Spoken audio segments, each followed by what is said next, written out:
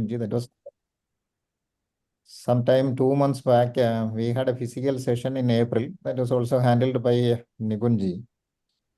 And the topic for the selection of the topic for the day, in fact, after some deliberations, we decided that we will have the session, we will have the deliberation on IBBI recent amendments. Just like any other statute in India, the subordinate legislation is engulfing the parental legislation. For GST and all, if you look at, nothing is there in the parental legislation. It is all governed by the subordinate legislation, and that is happening in the realm of these IBC laws also. So, without standing between the speaker and the eagerly waiting participants, I am giving the way to the speaker, and I must the vote of thanks will be separately extended, but I must separately specifically thank IBC laws Manoj ji, Mamda ji, and Speaker Nipun ji also. I understand that Parveen ji from JIPI is not present. Parveen ji, are you there in the platform? I think he is not present. But no, even in his absence, I welcome Parveen ji to this platform. Thank you. Thank you, Joy sir. Meantime, I would like to call upon Mamta Madam from NCLT Kolkata Bar Association for a felicitation in a matter of 2 minutes. Yes, not more than 2, in fact, less than 2. When you have speakers lined up so very well, and you have such very high lineup of participating organizations. So thank you very much, Mr. Joy and sir, for doing so much for the profession. I just want to say 2 little things, and that is, in the preliminary years, we saw that how the IBC ecosystem was built. The first 10 years, we saw the ecosystem being put in place and how that was strengthened from one mark to another. I think in this decade, that is 2.0, IBC 2.0, we are going to see the strengthening of the culture. That's what I feel. Because after this amendments to Section 12A, and especially 12A, when I am seeing this every day in courts, the change in the liquidation that, the COC will continue in the liquidation, and how creditors have to get back to the COC for everything like we do in CIRP, and how the CIRP costs have to be pre-approved by the COC before even the RP spends it, etc. And the 14-day culture, again, trying to, they're trying to bring it back. So in short, if I say that I particularly have felt that the government is trying to really put forward the baton in the hands of us. And they're saying that, look, now you have to strengthen the culture, the process, the formats are all in. So I just want to say that maybe the focus previously was in the procedure. Now it is procedurally, we have to strengthen ourselves towards value maximization, time is of essence, etc. So I think we all have to put in our bit and strengthen it and take it forward. The stronger duties of the promoters, etc., all is in the right direction. I once again congratulate you and give you my best wishes. Thank you, Mamta ma'am. I would like to call upon Manoj sir of JIPA to offer felicitation in a matter of 2 minutes. Thank you very much. When stalwarts or champion like Mamta ji is already there, and kind words of Nipun Singhvi is already there, I don't think so I can contribute anything to there and to this platform.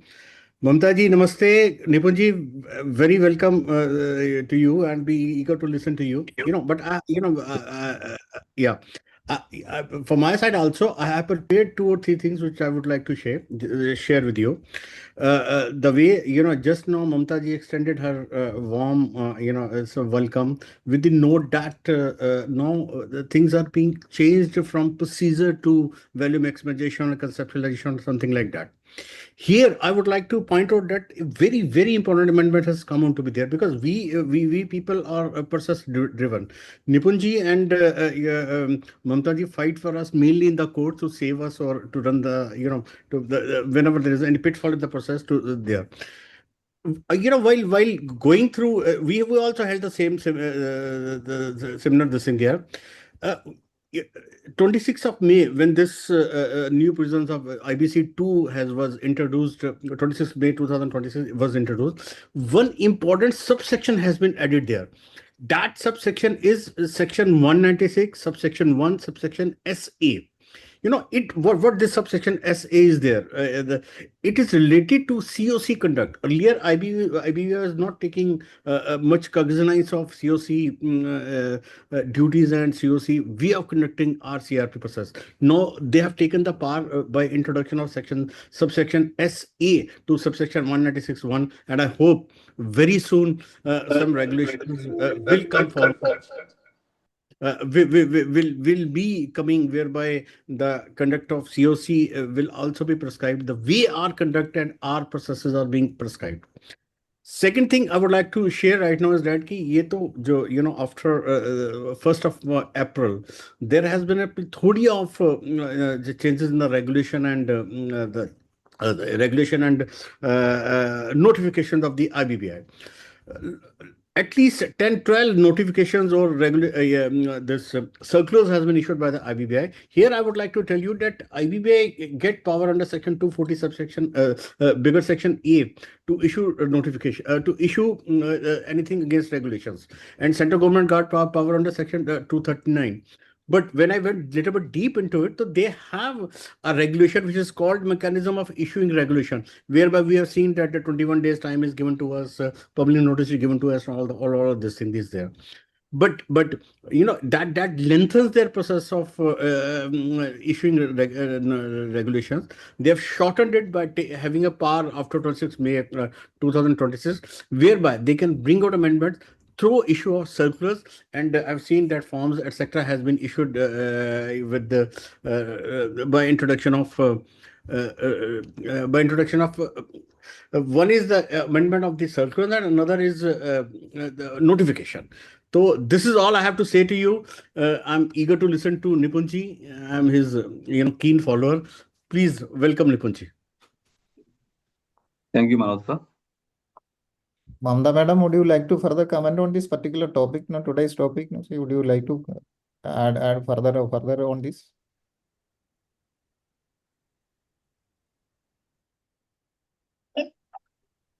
Yes, please. Madam, if you want to comment particularly on this topic, today's topic, specifically, please do I it. think let's straight away get to Nipunji. Okay. That's the right way of doing things. Thank you for the honor. Thank you, madam. Thank you, Joy sir. Introducing Nipun Singhvi sir is like introducing who is Messi to world football. But it's my duty to introduce the speaker for the day. Advocate C. Nipun Singhvi is a practicing advocate with extensive expertise in corporate, commercial, and insolvency laws. As an FCA, CS, LLB, and LLM, he has handled significant insolvency cases, and including JP Infratech, Lampo Infratech, SR Steel, and more. Nipun is also a financial activist, social activist, and RT activist advocating for public interest causes. His contribution extends to legal journals, lectures, PILs. Advocate Nipun Singhvi has been a member of World Bank Insolvency Group on the trainers jointly with IBBI and IPA of all three institutes, ICAI, ICSI, and ICMAI. He's an expert on corporate, commercial, and insolvency law. Advocate C. Nipun Singhvi is also a fellow member of ICAI. He possesses various educational qualifications like CS, LLB, LLM, Certified Forensic Auditor, IFRS, Bank Auditor, Qualified Independent Director, Executive and so on. With this, let me introduce the speaker for the day, Advocate Nipun Singhvi. Over to you, sir. Meantime, I request all others, please mute in between, because please permit our speaker to speak towards the end. If we permit, you can have the questions. Over to you, sir. Thank you so much for giving me the honor and the privilege to be here. It is always nice, and as Joy sir rightly said, KIPF has become my second home. Kochi has become my second home because of all credit goes to Mr. Joy. I started to give some sessions in Kochi because of Joy sir. And today I am on and off to Kochi. Probably once a month I am there physically also. Thank you so much. And Mamta ma'am, Manoj sir, in fact, I have been listening to your webinars so that I could do some study for my webinar today. And Sean, thank you very much again. In fact, it is a very, I would say, a big opportunity for me to share my point of view on these regulations. But I think since it's a learning for everyone, I will only give my point of view, and I would request stalwarts of the IBC to please add or subtract or maybe give a different point of view from what I have. I was trying to actually understand this impact of the Amendment Act. In fact, when Joy sir had invited me for deliberation on the Amendment Act, we had a good session of, I think, almost 2 hours, 2 hours plus in the Kochi, where we were trying to understand the effect of Amendment Act. And now, after that Amendment Act, I am every day probably checking the website of IBBI what new notifications are coming by way of regulations. And interestingly, I think for the first time, probably, we have seen that there is an Amendment Act which was passed in April. I suppose it's the 6th April when we got the Amendment Act passed. However, it got effective on 26th May. And now we are having, I would say, follow up regulations on almost every 10 to 15 days. In fact, Manoj sir, I was seeing the last webinar in which you had discussed some of the regulation. You and Mamta ma'am have discussed the regulations which have been coming up. So it was like first amendment, second amendment, third amendment, fourth amendment to CIRP regulation. I actually don't understand how the executive and legislature are functioning, because if they are coming out with an amendment act, possibly they should be ready with the regulation in one shot. It actually becomes very tiresome. In fact, sometimes to argue also in the court of law, how to explain the judges or how to we understand as an IPs that this is the law on that particular day. And I always say it on a lighter side that these regulations keep on defining and redefining the topics. I'll say that today my wife is my wife, tomorrow she is not my wife and she becomes my wife again. That's how the definitions are changing on a day to day basis in these regulations. The conceptual things have also changed. In fact, if you talk me as a constitutional lawyer, there are some amendments in the regulations which go overreaching also on the provisions of the act. Sometimes the intent of the amendment act itself, I don't see what is going to come in the regulations. And sometimes regulations are giving some new angle to the amendment act. So if you see the provision of the amendment act and you compare it with the regulations, there are some divergent views also. So I tried to collate some of those amendments and some of the important ones. In fact, the language and the terminology has also changed.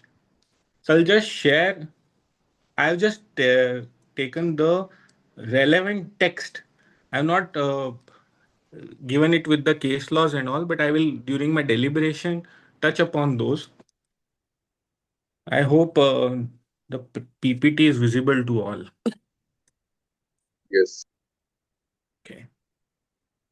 Just one moment.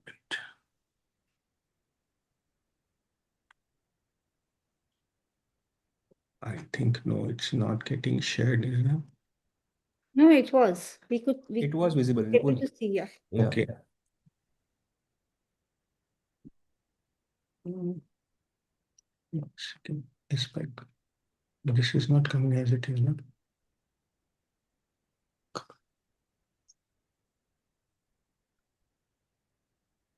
Yes, I think now it's visible. It was not visible to me actually. Yes.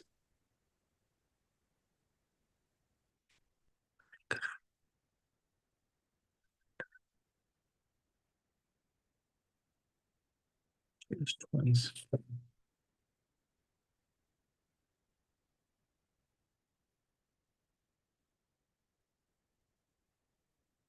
Okay. So in fact, we had a deliberation recently on valuation also, and I'll just touch upon all the three aspects. One is they have now said that you can reduce the two valuers to a single valuer in case of MSMEs. Three concepts newly have brought in. In fact, I think last time when we were discussing valuation, Mamta ma'am and Manoj sir were there. we are discussing about the coordinating valuer. In fact, there was a difference of opinion who would be the coordinating valuer, whether it would be in each class overall or a third person altogether. So some of the challenges, in fact, have come up. In fact, in recent, I suppose, a month or so, I have encountered two, three situations where this coordinating valuer issue has come up. One is that if suppose all the three category six valuers are not agreeable to become a coordinating valuer, what will happen? So that is one issue which has come up. Whether a coordinating valuer should be other than all those three categories because they have been appointed prior in time. Second issue which has now cropped up is who should be a coordinating valuer, because they say that valuation has to be now of the corporate debtor. So this issue is now coming up, and most of the assignments I have seen and what regulators are taking care. Please mute your mic, sir. I think some participant mic is on. Mr. Rajesh, can you please mute? Okay.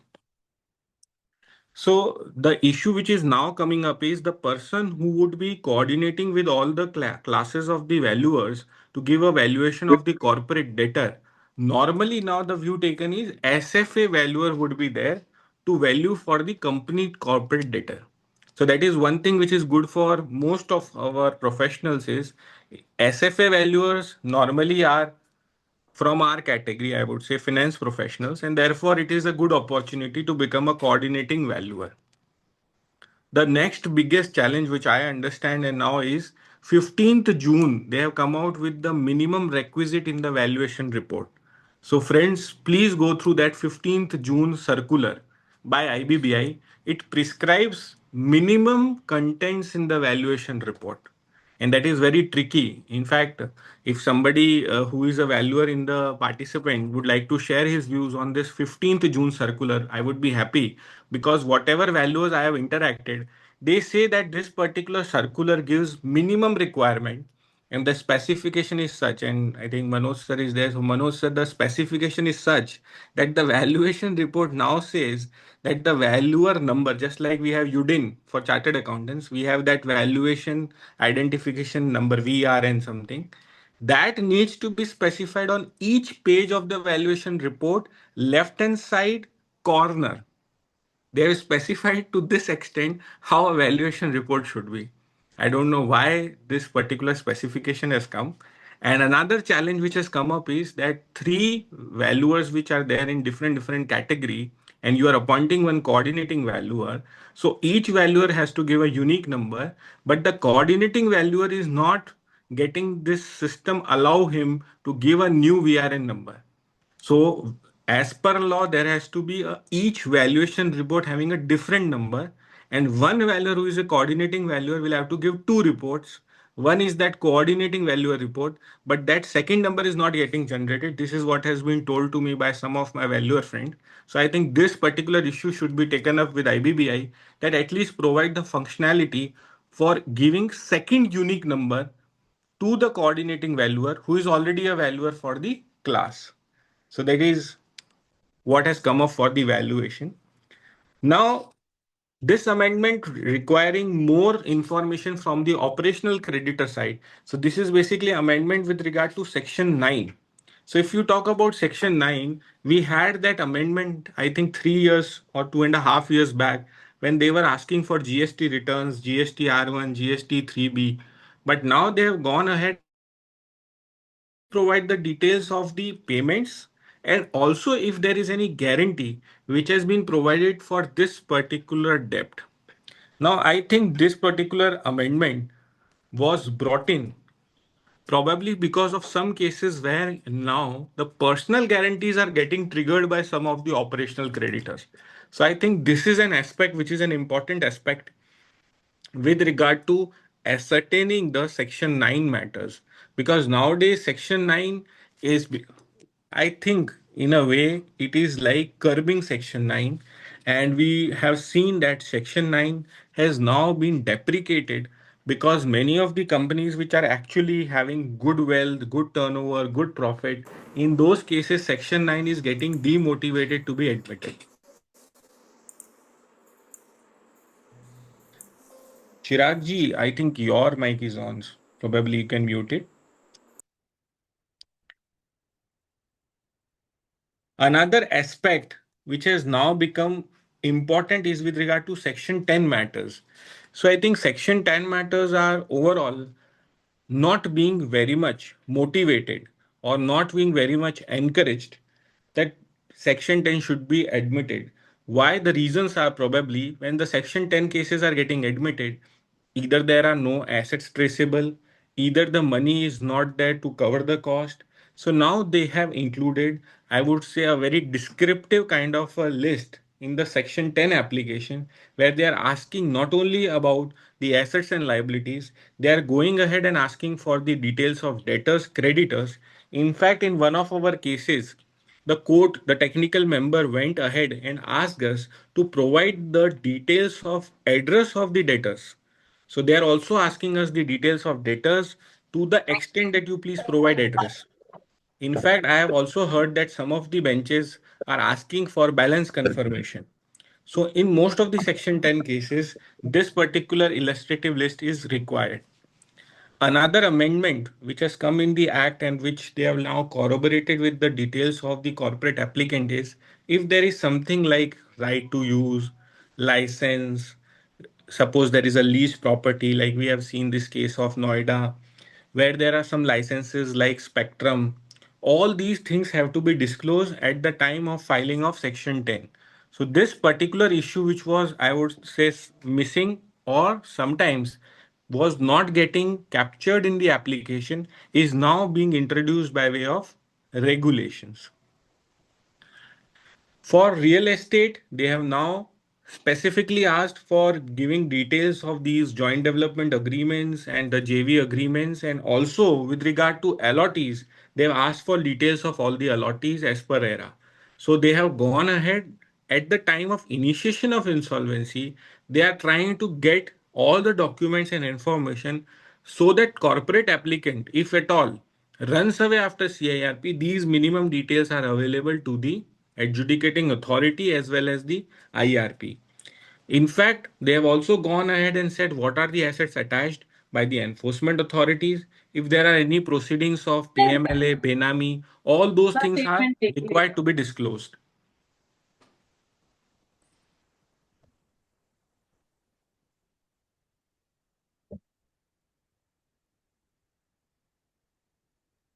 Nipun sir, please continue. Please continue. Yes. No, I was seeing some voice, so I just muted that person. Okay. Now, Please continue. now assistance, this particular amendment has already been, I would say, discussed. Not much to discuss in Section 19. They have extended it to any person who is in contract with the corporate debtor. I think not much information is required in this. This amendment is important where now there has been, I would say, dual responsibility on the creditor also. So previously they had amended and said that it was the duty or the right of the RP to get the information from the financial creditor. Let's say, for example, bank. So if bank normally has the valuation report, the stock statement, the receivables, all these reports which were already available with the banker was easily given to access by the RP.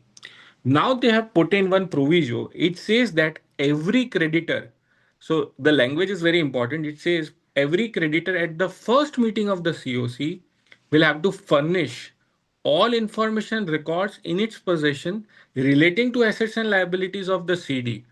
So that is very important because I've seen many cases where sometimes the creditors do not disclose all the details. Now they have put an onus on the creditor. So giving information which is available in form of report was already there and is already continued. So there is no change in that. But the onus in the first meeting of COC is now on the creditor to provide details of all the assets and liabilities which are in their possession. So that is very important because now they cannot run away and say that no, this was not in my possession. This I need not disclose. Where is the law that I have to disclose or share? So this is an important amendment which was probably not there and it would help many of the RPs. These are all small amendments. I am not taking that. I am directly coming on to this Section 28A amendment. Very important. It is And interestingly, if we see the amendment in the main act, it is also 28A. And if we see this particular amendment in the regulations, it is coinciding with it. Now, what does this particular amendment say? Now, there is very tricky situation, and I will give my view on it, and I will also invite other participants to give their view. If we read the section 28A, probably it throws upon us four situations in my understanding.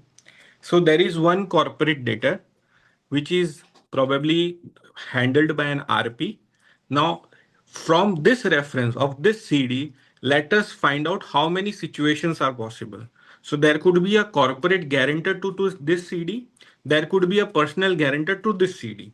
So there could be a corporate guarantor, there could be a personal guarantor. Now, it is possible that these two entities, that is CD and PG, are either under insolvency, either under PG is under bankruptcy, or it is a possible situation where neither IBC nor bankruptcy proceedings are initiated against the corporate debtor or the personal guarantor. I hope I am clear. Either they are under IBC, either they are not under IBC. In IBC, two situations. They could be under CIRP, they could be under PIRP, they could be under bankruptcy. So probably these four situations could possibly come. The language which is being there in section 28A, it says that not with regard to corporate debtor, but with regard to corporate guarantor or personal guarantor, it says that the possession of the asset of that guarantor, who could be a PG or a corporate guarantor CG, the possession is with the creditor. So if the possession is with the creditor of that respective CG or PG, this particular section can be triggered. What can be triggered? Transfer of that particular asset during this CIRP of the CD. So there is a CD who is under CIRP. There is a corporate guarantor or a personal guarantor who is under either PIRP, CIRP or bankruptcy, or may not be under any all these three laws. But the possession is there with the creditor. So there has to be two things. One, possession. In case possession is not there, there should be a process under which that particular guarantor is there. In that case, and according to the respective law, so possession could be there. Let's say an example, it could be under Sarfazi law. Then it should empower the creditor to transfer that asset. Now, transferring the asset of the corporate guarantor to the corporate debtor to be sold in the resolution plan. Transfer of asset of the personal guarantor to the corporate debtor for insolvency process of the corporate debtor. So this is very important. You are transferring guarantor's asset to the CIRP of the CD so that it can be done. Now, what is the prerequisite? The prerequisite is the particular committee of that guarantor. So let's say corporate guarantor, we can say COC of the corporate guarantor will have to agree, and then that asset can be sold in the CD CIRP. So asset of the CG CIRP can be sold as an asset in the CIRP of the CD, subject to approval of the COC of the guarantor. Now, COC of the guarantor would be 66%. But suppose it is a personal guarantor, then it will be 75%. Because the personal insolvency requires 75% of the voting rights. I hope everybody agrees with me. If somebody contradicts, you are welcome to share your views. So if the relevant COC agrees that particular asset can come to the this CD CIRP and it can be sold and it can be resolved. The law now in regulation specifies three things. One is description of the asset. Second is the valuation by a registered valuer. And third is consent of the creditors for transfer of asset. So this is prescriptive. The act already made the amendment and made it mandatory for the committee to give it to the committee of the CD. Very well. The point here is valuation. Registered valuer valuation. Now, to the best of my understanding of the law, in personal insolvency, when the assets are there, there is no specific provision to value those assets in personal insolvency by a registered valuer. Manoj sir, you agree with me? In personal insolvency, the assets of the personal guarantor during the insolvency process, there is no mandatory requirement to value them. Agree. Mamta And ma'am, here you one agree? more question is one more question. They have said the possession. Will it be symbolic possession or will it be? Please enlighten us. Very good, sir. Very good question, sir. In fact, the word used is only possession, and it doesn't say anything on symbolic or physical possession. So, therefore, probably my understanding is the possession could be anywhere, symbolic or physical, it doesn't matter. The only thing which matters is the possession has to be with the creditors, which is undisputed. Suppose the personal guarantor has disputed it before DRT, there is a stay going on. Then section 28A cannot be triggered. It becomes OTOS because the jurisdiction itself goes away. So that's going to be an issue. It will be only possible for 28A to become success is when the borrower is not litigating, or I would say the guarantor is not litigating in a different forum. That is my understanding.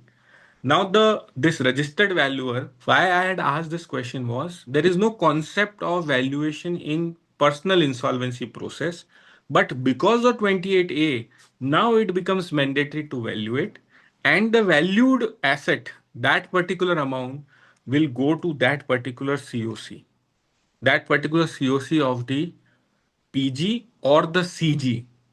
So this RP of the CD will have to get the money and appropriate that specific money apportioned to that particular asset as per registered valuer to that particular COC.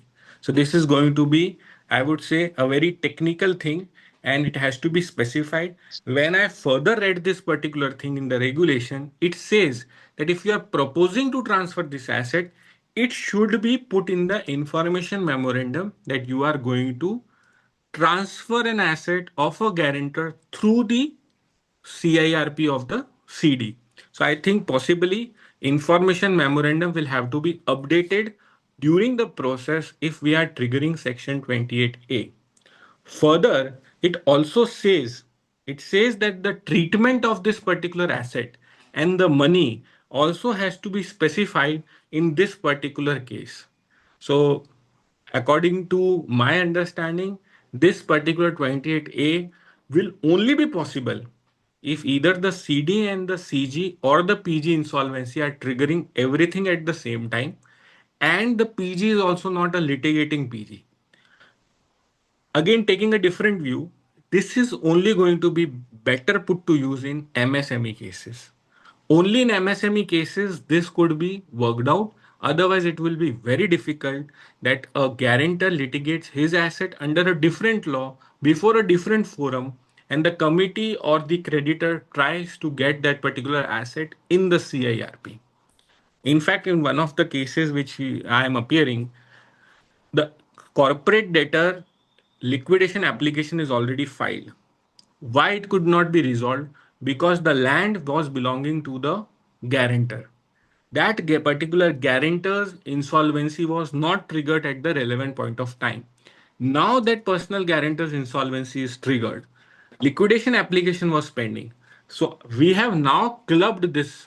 The COC has now clubbed this issue with the restoration of CIRP issue, triggered personal insolvency, and now we have moved to NCLT that please restart the CIRP process because now we have an option of 28A, which was missing in the previous round of CIRP.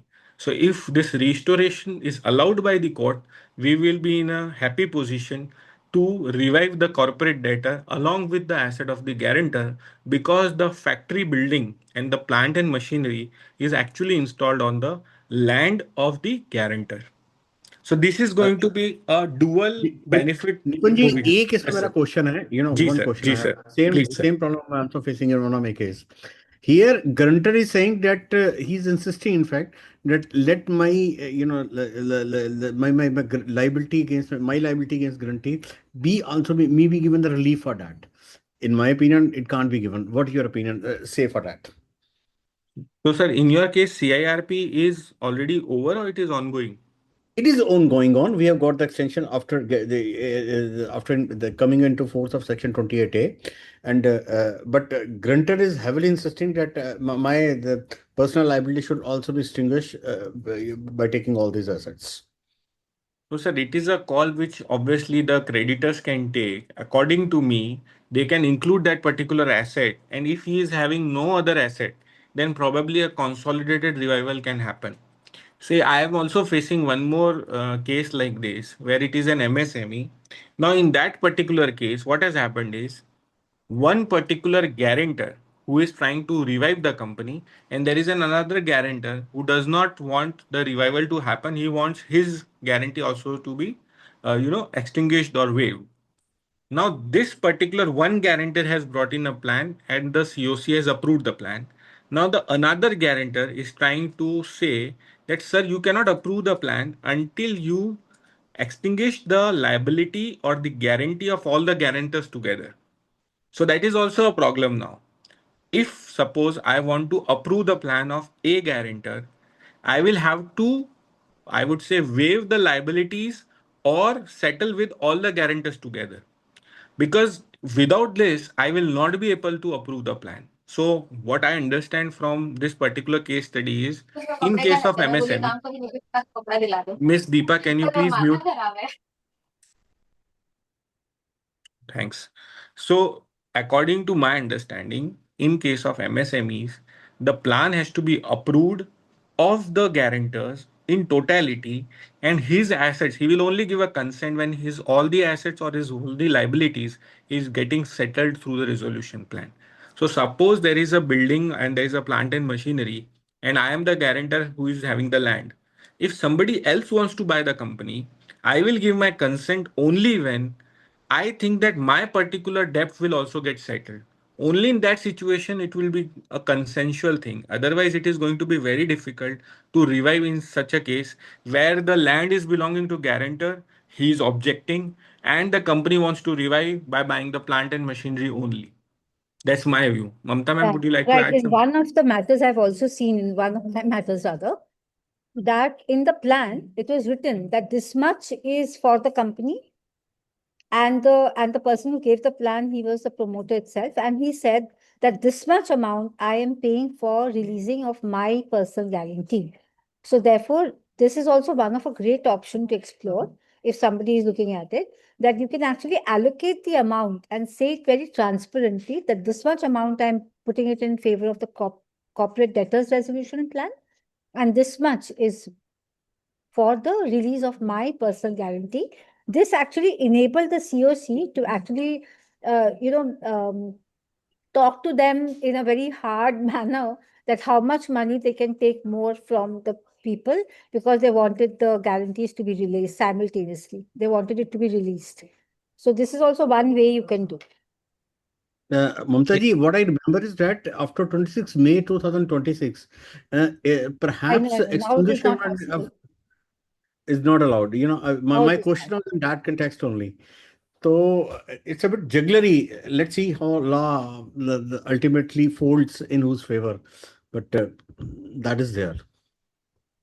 Sir, there is one order which has been confirmed by Supreme Court in the matter of Ujas Energy. In that particular case, in fact, I had appeared for minority financial creditor, that is Bank of Baroda. What had happened was State Bank of India was the major creditor, major lender. So they got a good amount and they waived the personal guarantees. I was for the Bank of Baroda, who was a minority stakeholder, around less than 5%. So they wanted to initiate personal insolvency, but the guarantee was waived because it was an MSME. And NCL, we objected in the NCLT, and NCLT allowed our objection and did not approve the plan. However, uh, with regard to this particular clause of waiver of guarantee, they did not approve that particular clause. However, NCLAT reversed the matter, saying that if the majority of lenders have agreed, on waiver of the guarantee, nothing doing, we will go by the majority. And that particular order got confirmed by Honorable Apex Court. So therefore, if the majority of the lenders agree and the guarantee clause is also getting waived, then that particular issue can be gone on these particular lines. But my view is different. If that particular guarantor objects to this particular arrangement, then probably until this issue of personal guarantee is getting resolved, it will be very difficult in cases where there is the only factory or only building which is on the land of the guarantor. It is going to be a very difficult case. I think ma'am had talked about this particular withdrawal of application. Mamta ma'am had given an idea with regard to withdrawal of application. Now, what Nipun bhai, is yes, can I please. request for one indulgence in 28A, please? Yes, sir. Please. Now, if the creditors of a corporate debtor are say ABC, the director of that personal, who is also a guarantor in this company, has given his personal asset to a different creditor, that is creditor D, who has nothing to do with the CD as such. Now, whether these and the asset is as you just explained, it is such as intermingle with the whole process that without that asset, the CD cannot be resolved, and the creditor who is having that property can also not getting a real value unless it gets merged with a corporate debtor business. In that case, I do you think 28A can be merged with a separate another creditor who is nothing to do with the corporate debtor can also merge his property? Yes, sir. In fact, the section says that the creditor should have a right by way of possession. He can transfer. So therefore, suppose that creditor is enjoying right under Sarfazi law, even then he Right. can do it. If But that credit, then उसका claim मतलब ये CD में claim it, what about it? That all personal guarantee claim will be admitted as a due claim in the corporate debtor. Because otherwise there is no claim of that creditor. correct, sir. So there is, please mute your mic. Yes. So, if suppose that particular creditor is having right over that asset, you want that asset to become part of the CIRP process, that particular creditor can consent and that particular asset can be included in the CIRP. There is no problem. There is no dispute with regard to that asset's title or possession in your case, No, sir? the possession is questionable because they have the symbolic possession. Actually, it is in the physical possession of the CD itself, and so is the RP as of the day. Correct. So if there is a constructive possession and there is no litigation pending in the court, that particular creditor can, bargain with the COC of the CD. No problem. He can do it. Section 28A enables that. Okay, sir. Okay, sir. Thank you. So let us come on to the new amendment with regard to withdrawal of application. So now withdrawal, I would say, has become very strict. They say that once the insolvency is initiated, you cannot withdraw before the COC is formed, and thereafter you cannot withdraw. Now, you see the language is very different in both of the section and the regulation. If I read the section, it has two limbs. One is before constitution of COC. Second limb is after first invitation for submission of resolution plan. When this amendment act had come, in fact, Joy sir and me were discussing with regard to what should be the submission of resolution plan.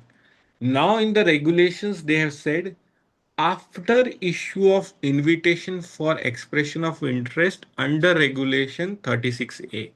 So now from regulation, we can trace it. It is probably before Form G. In simple words, Form G. So from COC formation till Form G issuance, we can settle. After that, we cannot settle. That is what the logic of Section 12A or Regulation 30A is. Now, facing a practical situation. Suppose the case is admitted by the NCLT, suspended director or shareholders go to NCLT, gets a stay. Now, whether this particular stay can be permitted to do a settlement, so then there is no answer if you see the regulation. There is no answer to this particular issue. In fact, what will happen is inherent powers will have to come in if NCLT wants to allow that settlement to happen. Otherwise, as far Section 12A is concerned, settlement cannot happen. It will happen only after the consent of the COC. Now, there are two schools of thought.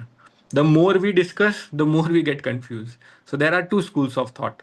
One school of thought says that there can never be any settlement until there is a constitution of COC. Another school of thought says that suppose there is a settlement between the shareholder or maybe the suspended director with the creditor, they settle it out of the court and then move a settlement before the NCLAT and say let the this particular insolvency proceeding be set aside on the basis of settlement. To the best of my understanding, my view is it can be permitted because inherent powers always permit this particular thing to happen. Now, another question, can it happen at the level of NCLT?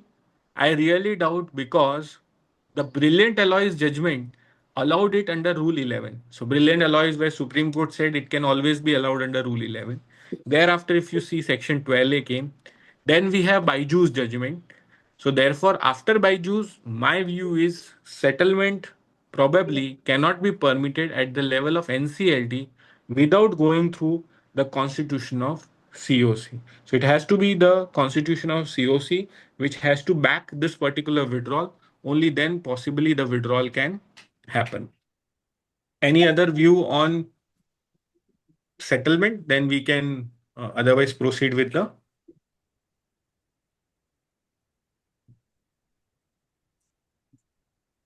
Under the new regime also, last week, NCLAT has allowed the settlement only after the subject to the approval of the COC in the matter of LH Sugar versus Oswal Overseas Limited. This is the latest position in Code 4. So, sir, there are various, in fact, settlements which have happened.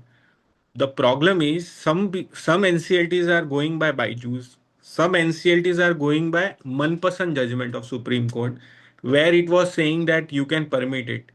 The problem comes only when this 12A versus 30A comes into play. So somebody, let's say a third party creditor, like what happened in Byju's was a creditor who is not a party to the proceeding comes and objects. So I think in the cases of objections, probably because Byju's is an, I would say, binding precedent of the Honorable Apex Court, until that is followed, some creditor might come and oppose this settlement. I am aware about various settlements. In fact, I have also been party to two or three settlements after this amendment. But the problem is how the bench sees it, and if at all there is an opposition by the creditor. So I think it's a very, gray area or a subjective area, and also depends on the facts of the case, how the bankers will come and play out. In fact, in one of the matter, I tell you what happened was there was a stay on the further proceedings or steps to be taken, but COC was formed. So court said once the COC is formed, let just go to COC and get the consent. Another situation, we had a private banker who was the sole COC member. They said that once your matter is triggered under IBC, once you are admitted, we are bound to make you NPA if you do not service the EMI. And that particular EMI cannot be served because it becomes a preferential payment to one of the creditors. So the matter went, back and forth. Once it is triggered as an NPA, your 12A absolutely fails because creditors are never going to consent to withdraw. So there are matters and matters where facts can differ. So I think that this particular thing will ultimately put to rest once we have some Apex Court ruling in favor. Because today we have two divergent views of Apex Court. One is this Abhishek Singh matter of Manpasan beverages. Another is this Byju's. Both taking a diametrically opposite view. Now, Nipunji, yes, I have got a small doubt. Can I? yes, It's Ragmohanji, nice, please. nice to see you. I have a particular situation where just now I completed a COC also. The first expression of interest has been issued and no takers was there. Before the second, the bankers were settled. Now in the meeting, they said they are withdrawing. Now how I'll file it actually? The financial creditors have been settled after issue of first expression of interest. but there were no takers for first expression. So second, I'm just going to issue Form G. But the problem is today, this is we are settled. Now we are no longer interested in continuing. So, sir, then they will have to move an application to withdraw. COC or the bankers? COC probably will have to move because, as such, a separate banker does not have a right. See, in IBC, the locus is only of COC or the RP. Now, Okay. RP practically cannot move beyond the 12A or 30A. So, COC will have to put it before you. You can, if they are paying you to move the application, then it is fine. You can move it under Rule 11, saying appropriate directions can be passed. Because it can always be done by NCLT under inherent powers if it is not getting covered in the provision. That is one school of thought. I am not disputing. There is another school of thought also which says it can never be done once Form G is being issued. It can only be done probably if there is a stay. So again, I think that Rule 11 probably you can use, brilliant alloys you can use. And when you move this application, make sure if they are authorizing you to move it, COC should be a party and the person who is paying the COC should be a party. Because if those two people are not a party, your application will not be supported by them. And there have been cases where the NCLTs are going, heavy on the RPs. You are moving an application to set aside or maybe to withdraw the proceedings, but you have not made the necessary parties, so it appears to be malafide. So my suggestion is please make both of them as a party and then all put the the party, case before including NCLT. CDX management also, because they are paying the entire cost. No. Correct. Okay. Absolutely. I will do that. I will do that. Okay. Thank you. Thank you, Nipun. Welcome. Joy sir, you would like to add something? Okay. No, Nipunji, there is a question that has come in the chat box. Yes, sir. We will address this now or at the end of the session now? We can address it if it's only a one question.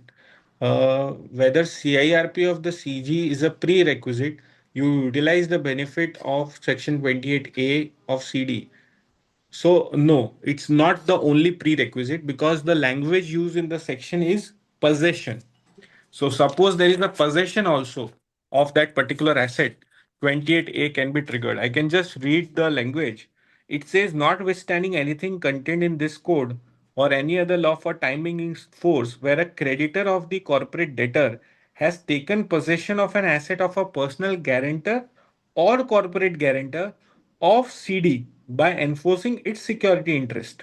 So if suppose under Sarfazi law that possession of asset is taken, then there is no problem. Even if it is under CIRP, COC of that particular corporate guarantor will have to agree.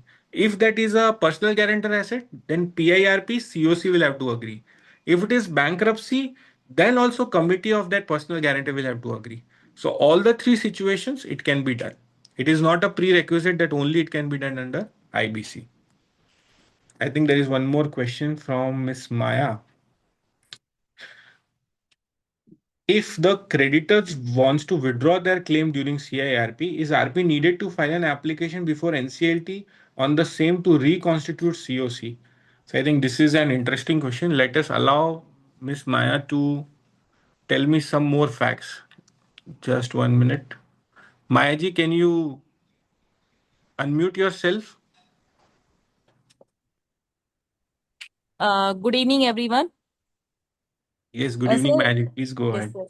sir. Sir, since the regulations have been amended in liquidation and COC that was originally uh, prepared during the CIP process, in few of my cases, the creditors submitted that they have withdrawn their claim during the CIRP and during the liquidation they do not want to continue as a part of the COC and they have said that no COC should be formed with them. So how to proceed in these matters? Okay. So therefore you are talking about liquidation, not CIRP, correct? So during the CIRP, they have submitted few creditors have during the CIRP itself. There is a matter on record that they withdrawn their claim after filing it before the RP. No, sir. They are withdrawing during CIRP or they are withdrawing during liquidation? They have withdrawn during CIRP. So then they are not in the list of creditors. No, but RP didn't reconstitute COC at that point of time. So then Now in probably, liquidation, what steps that liquidator needs to take in such a matter? so then your case is very, fact specific. There cannot be a general answer. See, first, the requirement is that a creditor files a claim and his claim has to be accepted or rejected by the RP. So if suppose this claim has been accepted during the CIRP, the regulations, not now recent amendment, but previous also, the regulation says that particular claim will automatically get carry forward in the liquidation process. So by default, it is going to get carry forward. So if they want to withdraw, probably they will have to go to court and seek permission of the court to withdraw their claim. Some cases have been there where the creditors have withdrawn the claim. Now let us go on to the logic of withdrawing the claim. When will a creditor withdraw the claim? So suppose he is a financial creditor. He says my claim has been settled because I have sold another asset of that particular debt, maybe another third party guarantor or personal asset, and my claim is satisfied. I don't want to proceed ahead. Courts have permitted that particular creditor withdraw subject to his contribution in the process of cost. So if he's a financial creditor, he has to just contribute to the cost and go away. Second is, if under liquidation he is wanting to withdraw from the process, he does not have any asset. But what about the contribution to the cost of the process? So if he is a contributor to the cost of the process, he will have to make the pro rata payment. Only then he or she can be permitted to withdraw from the particular case. If you want, I can give you 2-3 cases of my own argued matters where it has been permitted to withdraw. One is the case of Sandhya Prakash Limited, where Punjab National Bank wanted to withdraw. They were permitted to be withdrawn subject to payment of cost. They have made the payment of cost. If suppose some creditor wants to invoke section 52 and then get away from the process of liquidation, that is also permissible, subject to again payment of pro rata cost, which is attributable to that particular creditor. But if you see the regulations prior to amendment, that withdrawal also you have that time limit of 30 days. If that creditor does not withdraw, files a claim, does not withdraw, after 30 days, they will not be able to withdraw the claim. So that is also, we have got one order in that particular case. That citation is Raghuvanshi Industries. I can give you the direct citation. You can just message me one to one. I'll give you that order. Thank you so much, sir. Thank you. Nipunji, Now, there is one more question. please, sir. The regulation cannot override, in the chat box, the regulation cannot override what the act says. So 12 says till RFRP, regulation says Form G. So can withdrawal be filed after Form G, but RFRP is still pending?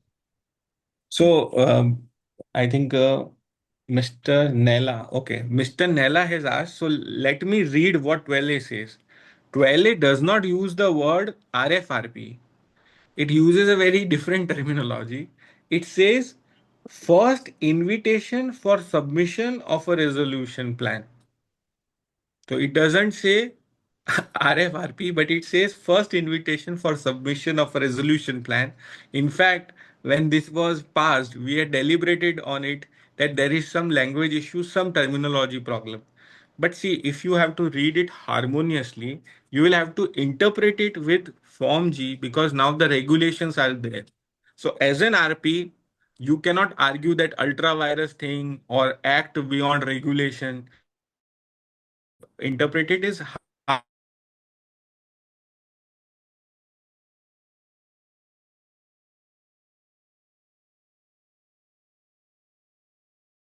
the regulation is going beyond the section and I want to withdraw and this should be permitted. Your argument is perfectly clear from the side of suspended board, but this argument will not work for the RPs. I hope I am clear. If there is some doubt, you can further raise question. Just I to think, add one thing, sir, yes, please, Deepakji. what you have said, see, the invitation of expression of interest is done by way of a publication of Form G in the newspapers. So we do Correct. not publish the RFR. So it is Form G itself, it should be considered for this purpose. If you are agree. That's right. That's right, sir. But normally what happens is, suppose you publish Form G also, the process document is nothing but RFRP normally. So his argument is a technical argument. And I appreciate this technical argument, but as an RP, we cannot go beyond what is there in the regulation. So therefore, I gave you both the answers from the side of suspended management probably and from the side of RP. So I think Mr. Nella is right when he has making a point. Because I will also tell you something similar to this, what has happened in this restoration also. Similar issue is there in 40F also. If you see the section and see the regulation, there is a divergence. I'll just come on to that particular specific amendment. What does 33(1)(a) says? I have not displayed 33(1)(a) on the screen, but I'm just reading it out. Very interesting. Notwithstanding anything contained in section 33(1)(a) or B, it shall, so that is adjudicating authority, it shall, before passing the liquidation order, consider an application made by COC in such manner and subject to such conditions as may be specified by not less than 66% of the voting share for restoring CIRP. So if you read the section, it says that before passing the liquidation order, that means there is an application for liquidation. Then they say application has to be made by the COC, and then they say 66% subject to such conditions as may be mentioned. Now you see the, please mute, sir. Okay. Now you see what the regulation they have put in.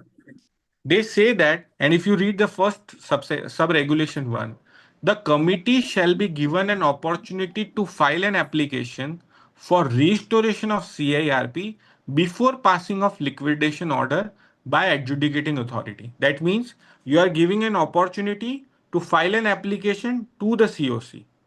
Now you see what clarification they are putting.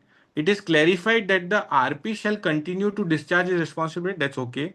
Where the committee decides for filing of sub-regulation 1 application, the RP shall file an application before adjudicating authority for restoration of CIRP. In section, they say liquidation application is pending, COC has to file an application. In sub-regulation 1, they say COC has to file an application. But in sub-regulation 2, they say, sorry, the RP shall... Sir, can you mute, sir? Why Joy, sir, participants have to keep their mic on? Why participants are putting their mic on? Kindly, all participants, please mute yourself. There is no reason for you to keep your mic on. Humble request. Nipun sir, please proceed. Nipun sir, yes, please proceed. yes. So sub-regulation 1 says an application by the COC. Sub-regulation 2 gives that particular onus against on the RP. Now, practically speaking, suppose an RP has moved an application for section 33 liquidation. Now, this provision says there is a change of heart and change of mind of the COC. So again, an application has to be moved for restoration of the CIRP. Fine. But at one point of time, there cannot be two applications. So practically speaking, the RP will have to withdraw the liquidation application. And practically, he will have to pursue the restoration of CIRP application. Now in CIRP, they have made three important things which are important. One is resolution has to be passed. Second is note for setting out what is the reason of restoration of CIRP. And third, what is the proposed timeline? Because 120 days is the timeline which is proposed in this particular provision, but then it could be less than that also. So we have recently got one order where we have asked for restoration of CIRP and that has been allowed by the court for 90 days. So courts are also in the position to restart the CIRP if there is one. Now, why this restoration of CIRP has come in? So they have taken away the liquidation regulation provision where they say that you can sell it by way of a going concern. So that going concern provision they have deleted. So the object is you please bring a resolution, don't take a company into liquidation. Now, some of my friends asked me, sir, suppose there is a liquidation, it is going on for let's say 6 months or 1 year. Now I want to restart the CIRP. Can I do it? So the literal interpretation of section does not permit you to restart CIRP once you are into liquidation. It can only be restarted when the application for liquidation is pending. It cannot be restarted when the liquidation has already been ordered, done and dusted for quite a few months or years. Nibunji, Yes, Joyce. I think Mr. Ajit ji has raised hand. If you permit it. Yeah, hi. Good evening, everyone. Nipunji, can I ask a question? Please, Ajit ji, please go on, sir. Nipunji, this is a bit different regarding the restoration of CIRP. Let's say in a CIRP, the plan implementation has failed, correct? And the application for failure of plan implementation is still pending with the Honorable NCLT. So, sir, Now, what is the section, sir, in which it is pending, sir? Because that section is now deleted. yes. So just my question, whether now the liquidation order has not happened or the liquidation application has not filed, the plan non-implementation has gone. Now, whether the COC now can request NCLT for the restoration of CRP, is it possible? Yes, sir. So, similar case, in fact, probably after 10-15 days, if we do the conference, I will be able to get an order because Okay. similar case I am being representing, it is listed tomorrow. You can see the hearing also, it's in Ahmedabad Court 1. So, what we have done is there is a breach of resolution plan. So, technically, there are two outcomes of breach of resolution plan. One is that you move for liquidation, that is 33. Second is you also request the NCLT to take action under 74 subsection 3, that is Correct. breach of resolution plan, prosecution and imposing of penalty. Interestingly, it's a criminal offense. Section 74 is a criminal offense. Now that particular provision has been deleted by the Amendment Act. So that 74 has gone. Now what they've done is they have imposed a monetary penalty, I think 2 crore or 3 crore something, if that is breach of resolution plan. So what we have done is instead of asking for liquidation, we have asked for restoration in 33(1)(a). So my understanding is restoration of CIRP can be done because CIRP is already ongoing and liquidation is not ordered. So breach of resolution plan should not automatically trigger liquidation and therefore probably restoration of CIRP can be done. In fact, court was of the view they were allowing us, but the resolution applicant said that you please provide us 7 days time.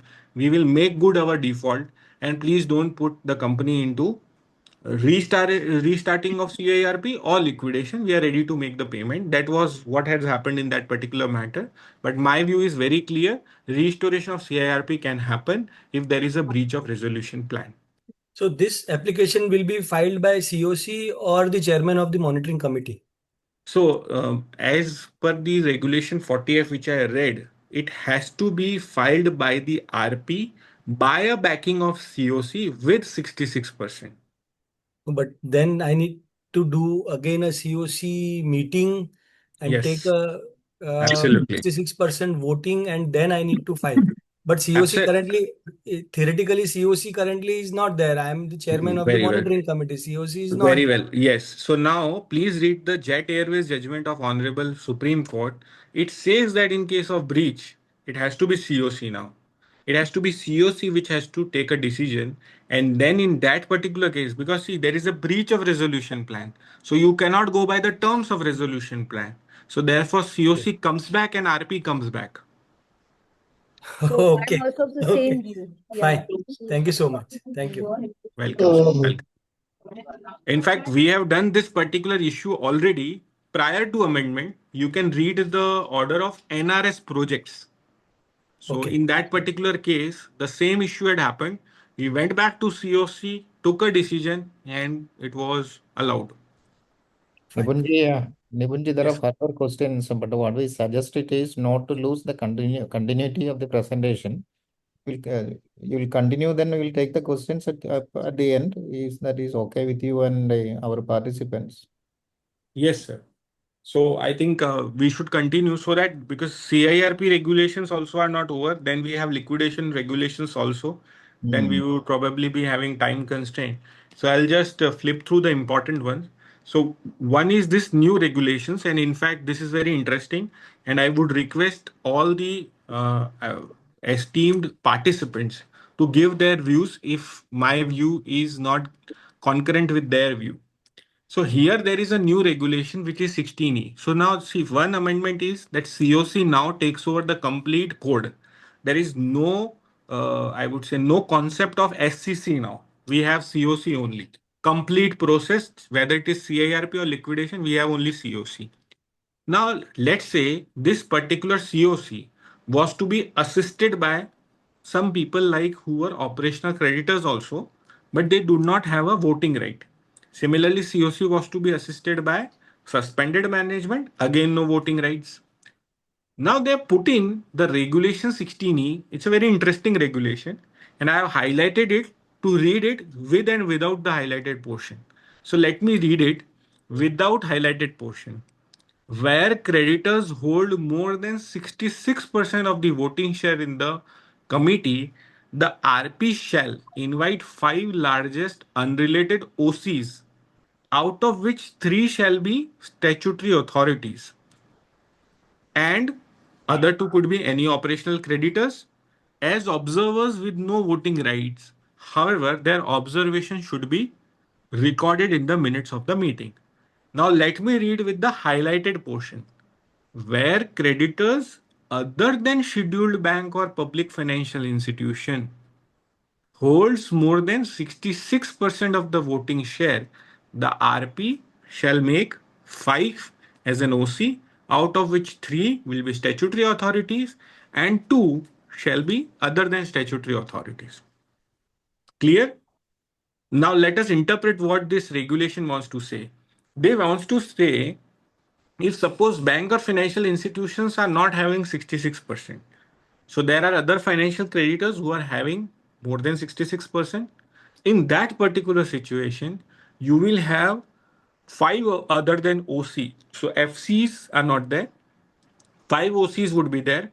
Out of 5, there will be 3 OCs who would be statutory authorities. So ultimately, they have now given presence to operational creditors, presence to statutory authorities in cases where the, I would say, substantial domination is that of other creditors who are not banks, who are not financial institutions. Is it clear to all the participants? Any contradictory view or any other interpretation? Joy sir, would you like to add something? So I have one question. Yes, May I? Maya. Yes, Maya ji, please. Well, it has mentioned only creditors. What if the COC is formed with OCs only and the statutory authorities are holding significant voting rights, say 80-90%? We will come on to that regulation where there are no financial creditors. That's a separate regulation, but this is for the case where financial creditors are there. This is not Okay, for only OC wala COC. okay, Uh, okay. may I interrupt, please? I'm Advocate Raghunathan here. Yes, Raghu sir, please, sir. Point I'm saying is this type of allowing the statutory body to come into this kind of a committee, even as observer, don't you feel it militates against the fundamental objectives of IBC itself? See, for example, one of the major things IBC did is to remove the statutory dues and the enforcement authority like income tax, sales tax, etc. Remove them and push them into behind the bench, so to say. So that being the case, what is the object of this type of a committee provision? Because it will have a lot of then the issue which will surface is which statutory authorities claim will be more important, and is it central dues or state government dues? Will it not open a Pandora's box in this matter? Your thoughts, please. So, sir, now the SCC is getting replaced by COC. So, if you see the SCC, what was SCC constitution? They had operational creditors, they had governmental authorities, they had shareholders, everybody was there in SCC. If you remember, historically, there was a concept of SCC where there was a capping on each category.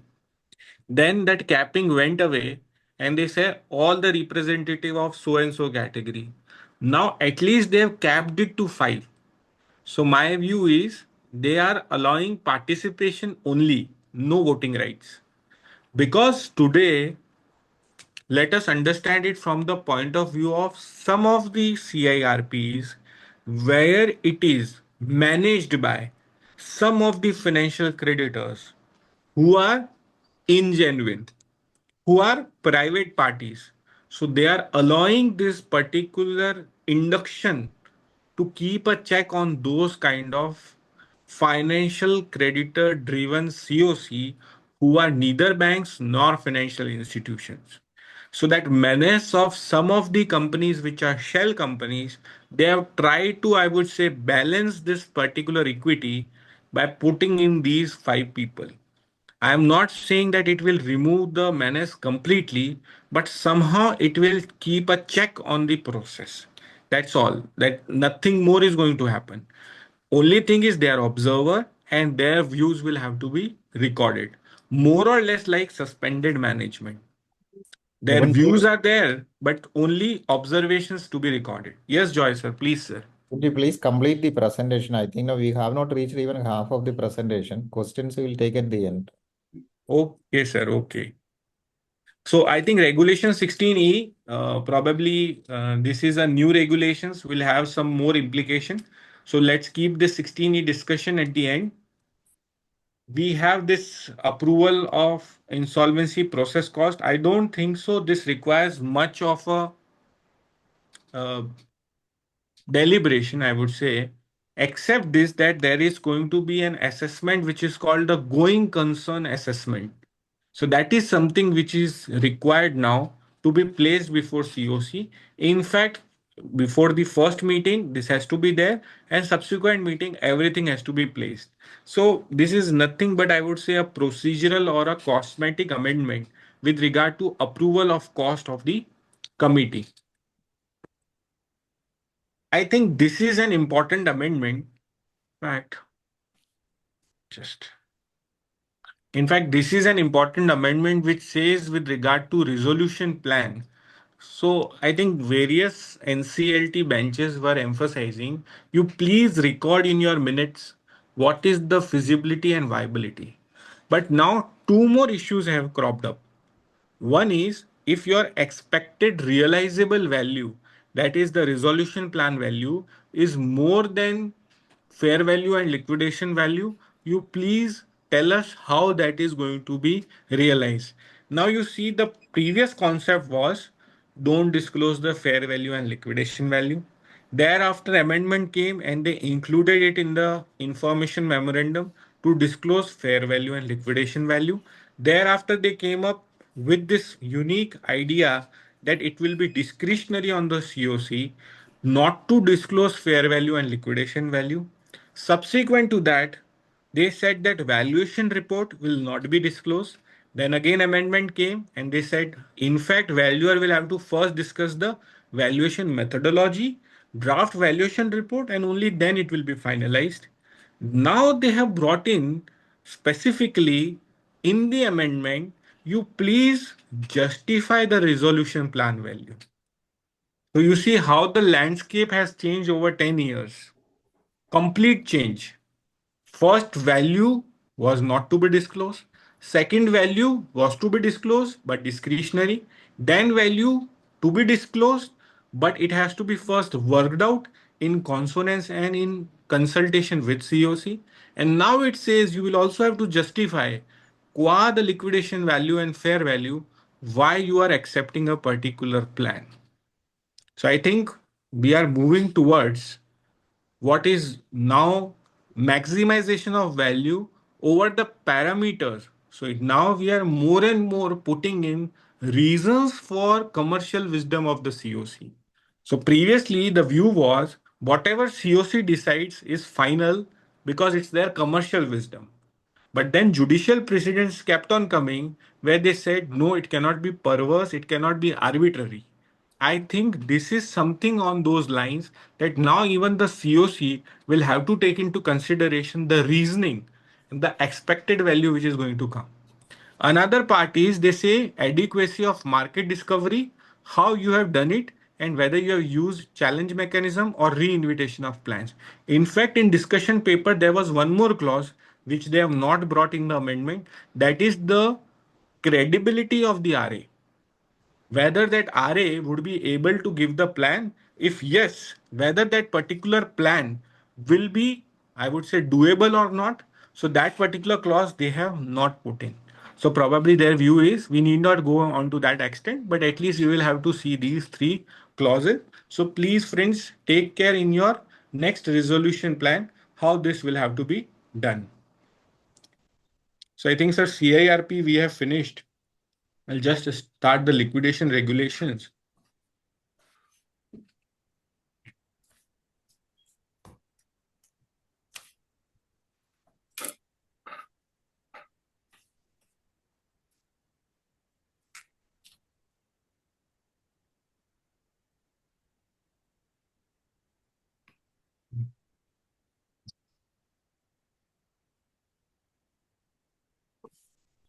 In fact, the biggest amendment and the biggest change, and now I will invite all the participants to share their views.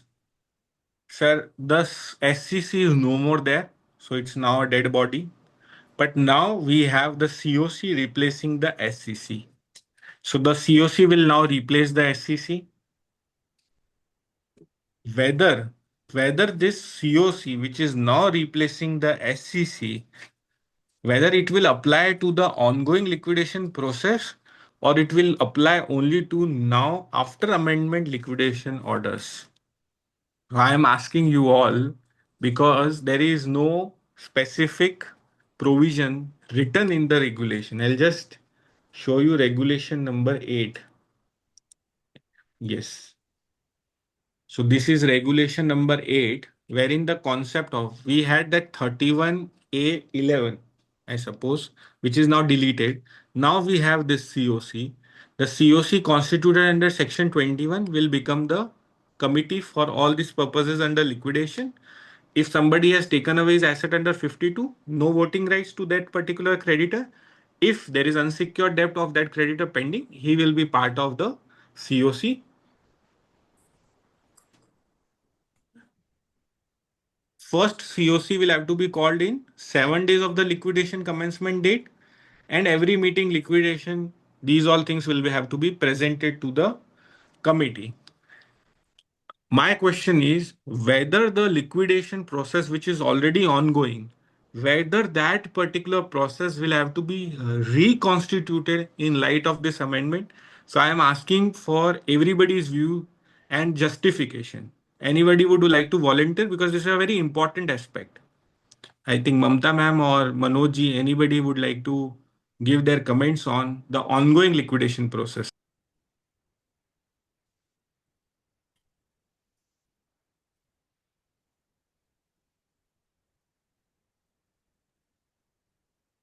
May I, sir? Yes, Maya ji, please.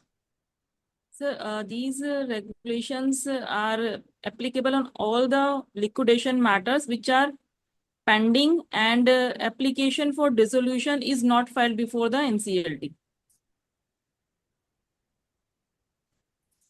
So you are saying that those matters which are ongoing, we have to do reconstitution as per COC, right? Yes, yes, sir. So in how many days? So as per the amendment, this is mentioned effective from 2nd June. But as soon as possible, Okay, so there within a is week, need to call a COC and follow all the provisions. So there is no timeline. If suppose it was 2nd June, and suppose it is 30 days, so it's already over now. So So I am seeing so many participants here who must be doing many of the liquidation process. So I would like to invite your attention to section 2111 explanation, where it says Correct. that the amendment will apply to the it will apply to the liquidation process initiated after the date of commencement of the Insolvency IBC Amendment Act, as well as to the ongoing liquidation process. But it doesn't say prescribes a timeline within which it has to be reconstituted. So, in my opinion, you have to have a meeting every quarter if the resolution has been passed, and then you also have this every 30 days gap provision is also there.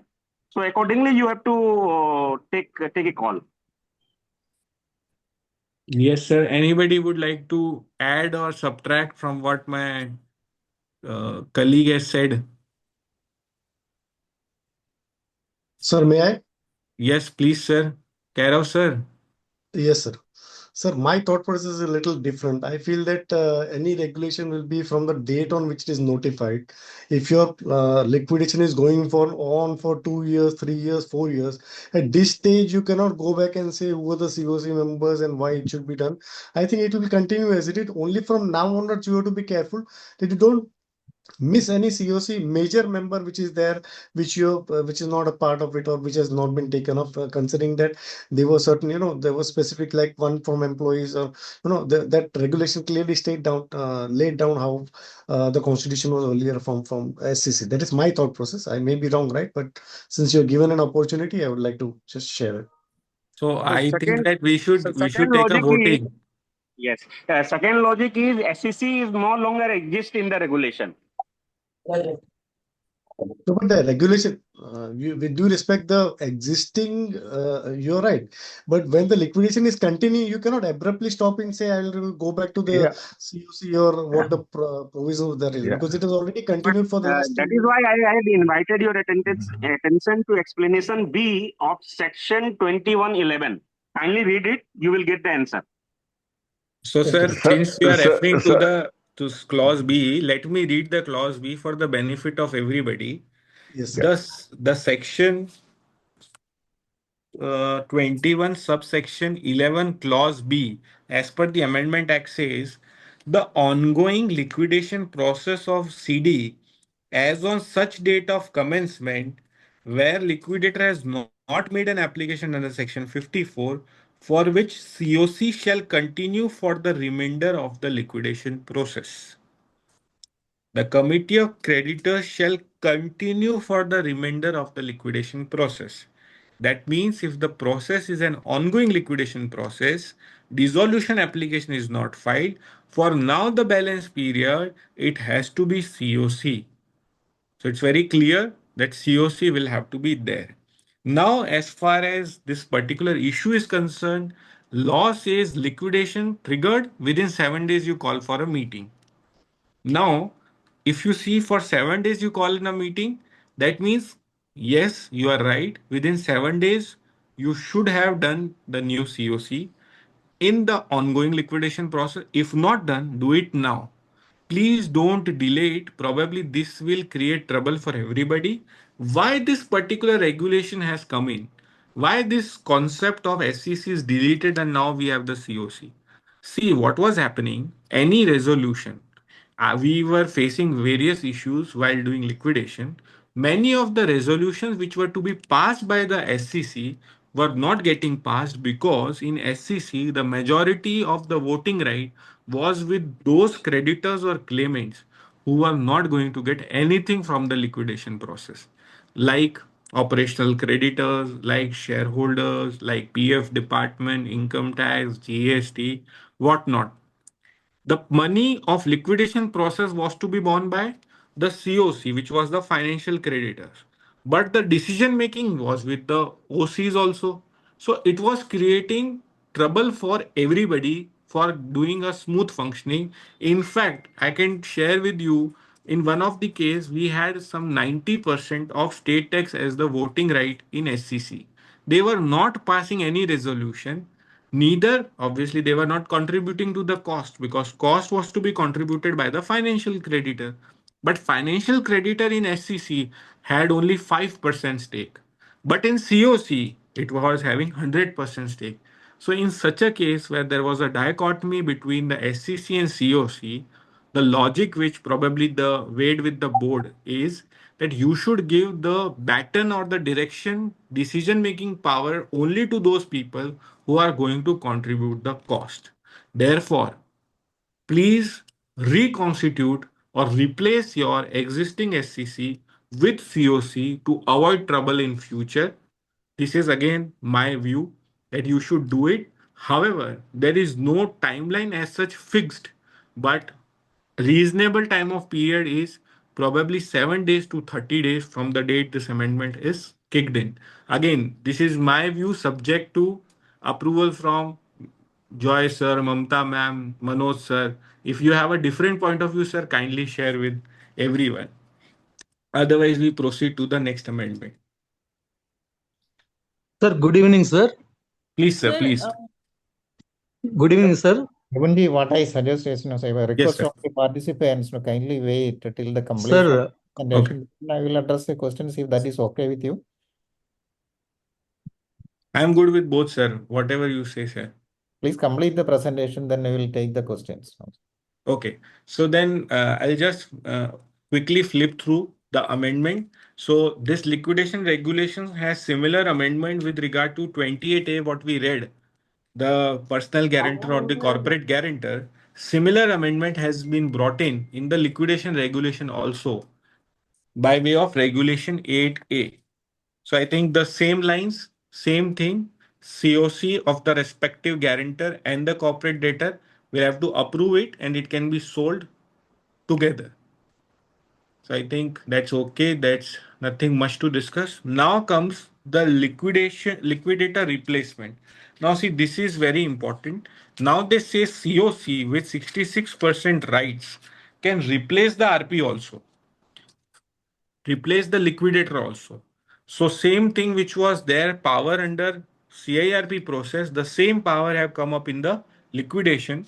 They say with 66% you can replace the liquidator. So I think this gives more power to the COC. Just one more amendment is there with regard to appointment of professionals. I'll just open that amendment. I think I have skipped it. Just 1 second.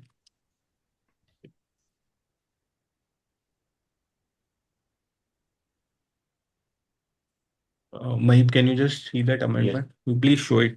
So until Mahib shows that presentation slide, what amendment has come is now the professionals who were to be appointed by the liquidator, now that particular thing has been added that it has to be by way of approval of the committee. So I think that is regulation number 7. Now the liquidator may appoint professional with approval of the committee. So this particular approval was not there. Now they've added this approval. So COC now gets the power to replace, now gets the power to appoint professional also. Also, they have now gone ahead and increased the things which a liquidator can only do in COC. What he can do is appointment and remuneration of professionals, fee of the liquidator, liquidation costs, valuation under sub-regulation 35(2), continuation or institution of suits or legal proceeding, extension of balance payment under 12(1)(1). See, their law said you have to make the payment within 90 days. After 30 days, that interest amount is there. Now, specifically, they have put in here that if suppose you want to extend that time beyond the 90 days, then you have to take approval of the committee. Liquidator suo motu cannot extend the time of payment by the successful purchaser under auction. So this is an important change that they have now come in. Second, they have also clarified how you will run the PUFE transaction after dissolution. That also has to be by prior approval of the committee. See, there were cases where liquidator was suo moto putting up the assets for auction as NRRA or putting a PUFE application for auction. Now they have said no, until the committee decides, you can't do it. So the regulation number 8 now is very exhaustive. It gives committee of creditors complete power how to proceed during the liquidation process. So this is very important for everyone. Kindly have a look at regulation 8 whenever time permits. Please read regulation 8 because it is very important for us as RPs how to manage regulation 8. Now, another important amendment, and I think Manoj ji had deliberated this particular issue previously, that during liquidation process, now the law does not ask you to file a claim. So what is happening during liquidation? Public announcement will be there only for liquidation, but no invitation of claims. Whatever claims have been filed during CIRP will get continued. And another important aspect is in liquidation process, the claims, whatever claims are there, it will be as per insolvency commencement date. So it will be insolvency commencement date. The claim will have to be filed with the liquidator if somebody has missed the bus. Second important amendment, section 42, wherein appeal was lying, when liquidator used to reject the claim, we had an appeal under section 42. Now that section 42 has gone from the statute book, we do not have any appeal under section 42. So probably we will have to move an application under 65C read with rule 11. I think somebody is asking questions. So let me frame this particular public announcement issue. Public announcement issue whereby the liquidator was required. The public announcement says insolvency commencement date. If you see the claims, I'll just show you where they have said.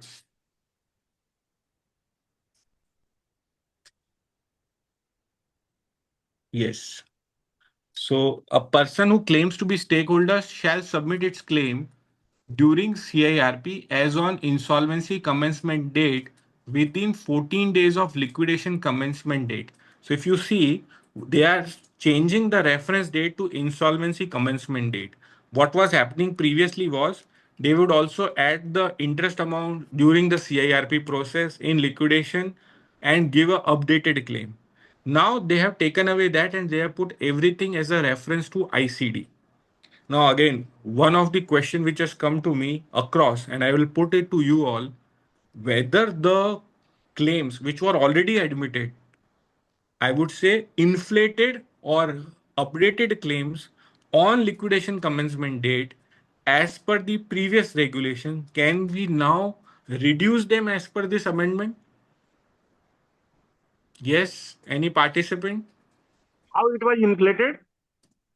Sir, in the regulation, it is mentioned in accordance with the valuation process that that should not be part of the claim amount. So let me give you an example. Let's say 100 rupees was my claim on insolvency commencement date. Okay. Now in liquidation after 6 months or maybe 9 months, that 100 rupees has increased to 150 rupees. So as per the amendment, I can only file what was there on the ICD, that is 100 rupees. Suppose we had accepted 150 as per the previous regulation. Can now I reduce that 150 No, to no, 100? you can't reduce it because the regulation is at the time of filing the claim, he has to submit a claim as on the date of the CIRP. So that so already accepted claim, to my mind, doesn't we don't require to revise it as per this regulation. Yes, any other contradictory view? May I Yes, speak, Raghuji, please? please. Issue is once the public announcement is made that it is under liquidation now, You got to give the opportunity to put the claim, including any subsequent charges which are reasonable, which are legally tenable. That should be given an opportunity for participation in the liquidation proceedings. This is my view. Effectively, you can raise the claim, increase the claim, provided there is a genuine and that the, let's say, interest won't be there, but then the other statutory charges or any essentials Yes. which had to be paid, like So I, insurance I for the. wanted Yeah. I wanted you all to discuss on this issue because it's a sticky issue. As of now, there is no, I would say, judicial precedent on it. But if we literally interpret it, from the amendment date, now everything goes to ICD. There is no LCD concept as far as submission of claim is concerned. So this controversy is going to happen definitely, that during the process whether we can increase the amount or not. So this is going to be a new controversy for all the claims. I'm not saying A or B because the law is not clear. However, from today, after this amendment, every claim has to be as on the insolvency commencement date only.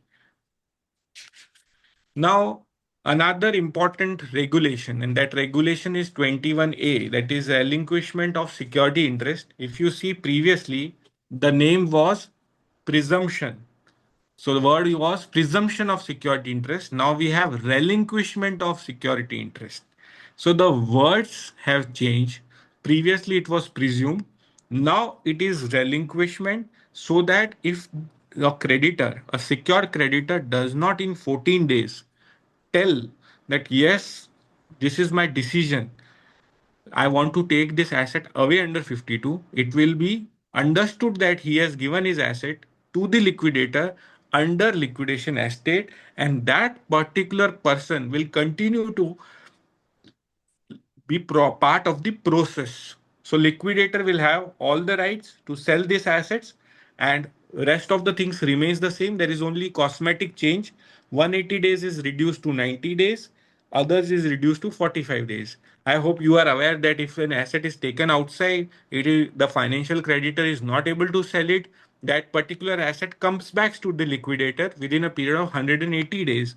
Now that 180 days is reduced to 90 days. That's the only, I would say, cosmetic change.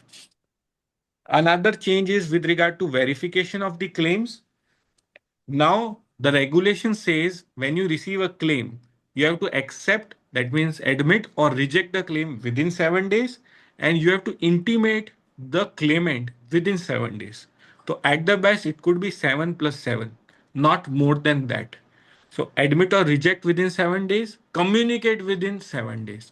Because what was happening, many of the liquidators were not responding to the claimants. So no, now they have specifically brought in, you have to communicate to the claimant whether you are accepting it or you are rejecting it. Now, one interesting part they have added.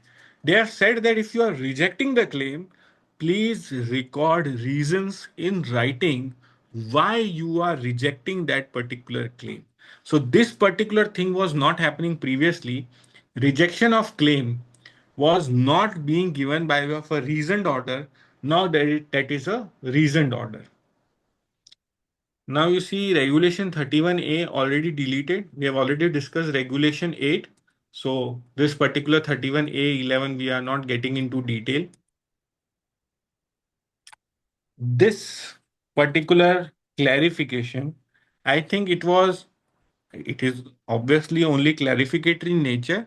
We all understood that some person who is disqualified under section 29A can never be allowed to be sold an asset, whether it is on a slum sale basis or collectively if he is participating in the auction process also.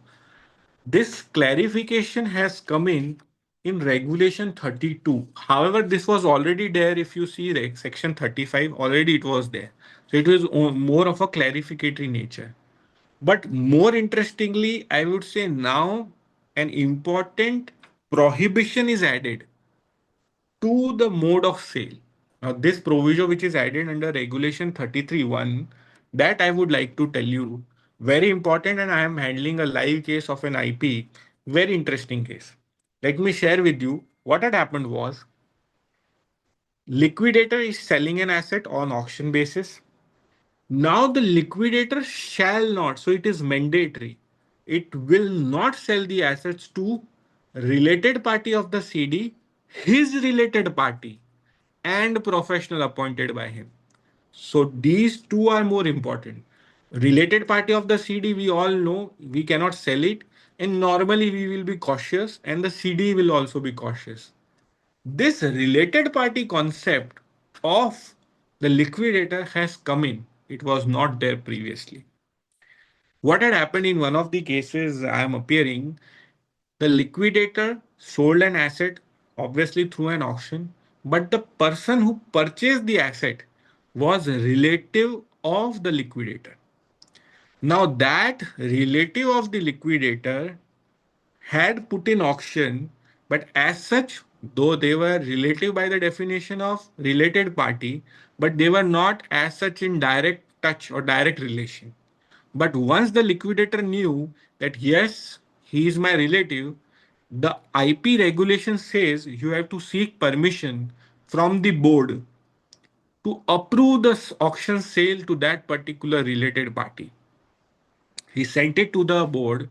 However, the board rejected the permission.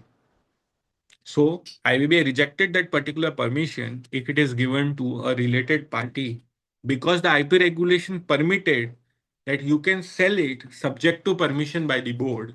Now they have put in express prohibition. So on a lighter side, please make a list of all your related parties, your relative, sit with your spouse, sit with your relatives. Please make a list and tell them not to participate in the auction process where you are going to conduct auction. So this is something which has come up now. Then I think we can easily switch to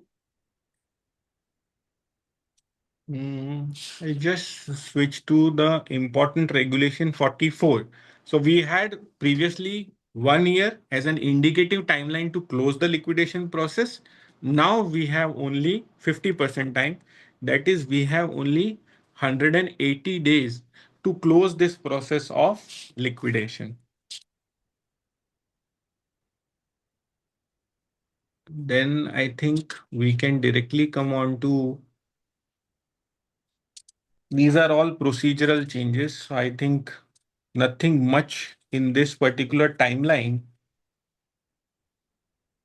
I think we can just directly go on to this particular point with regard to 29A. So if you see 29A, what they have brought in is auction you cannot do to a person who is hit by 29A. Now, suppose you are doing an auction through BankNet because the circular of IBBI announces you have to do it through BankNet. Now, if somebody gets disqualified subsequently under 29A, then also that person becomes disqualified to continue. Now, what they brought in regulations, if you see the schedule, they have brought in 12A to 12E. Maib, can you show 12A to 12E, please? So 12A to 12E says that within 3 days of declaring the highest bidder, the liquidator shall conduct due diligence and verify the eligibility. Liquidator shall present auction results, details of highest bidder, and due diligence conducted to the committee. The liquidator shall declare the highest bidder as successful bidder or reject such bid after approval of 66% of the committee. So he will declare first the highest bidder, 3 days time, put it before COC, 66% yes or no. If a bidder is found ineligible, the next biggest highest bidder will be declared as successful bidder.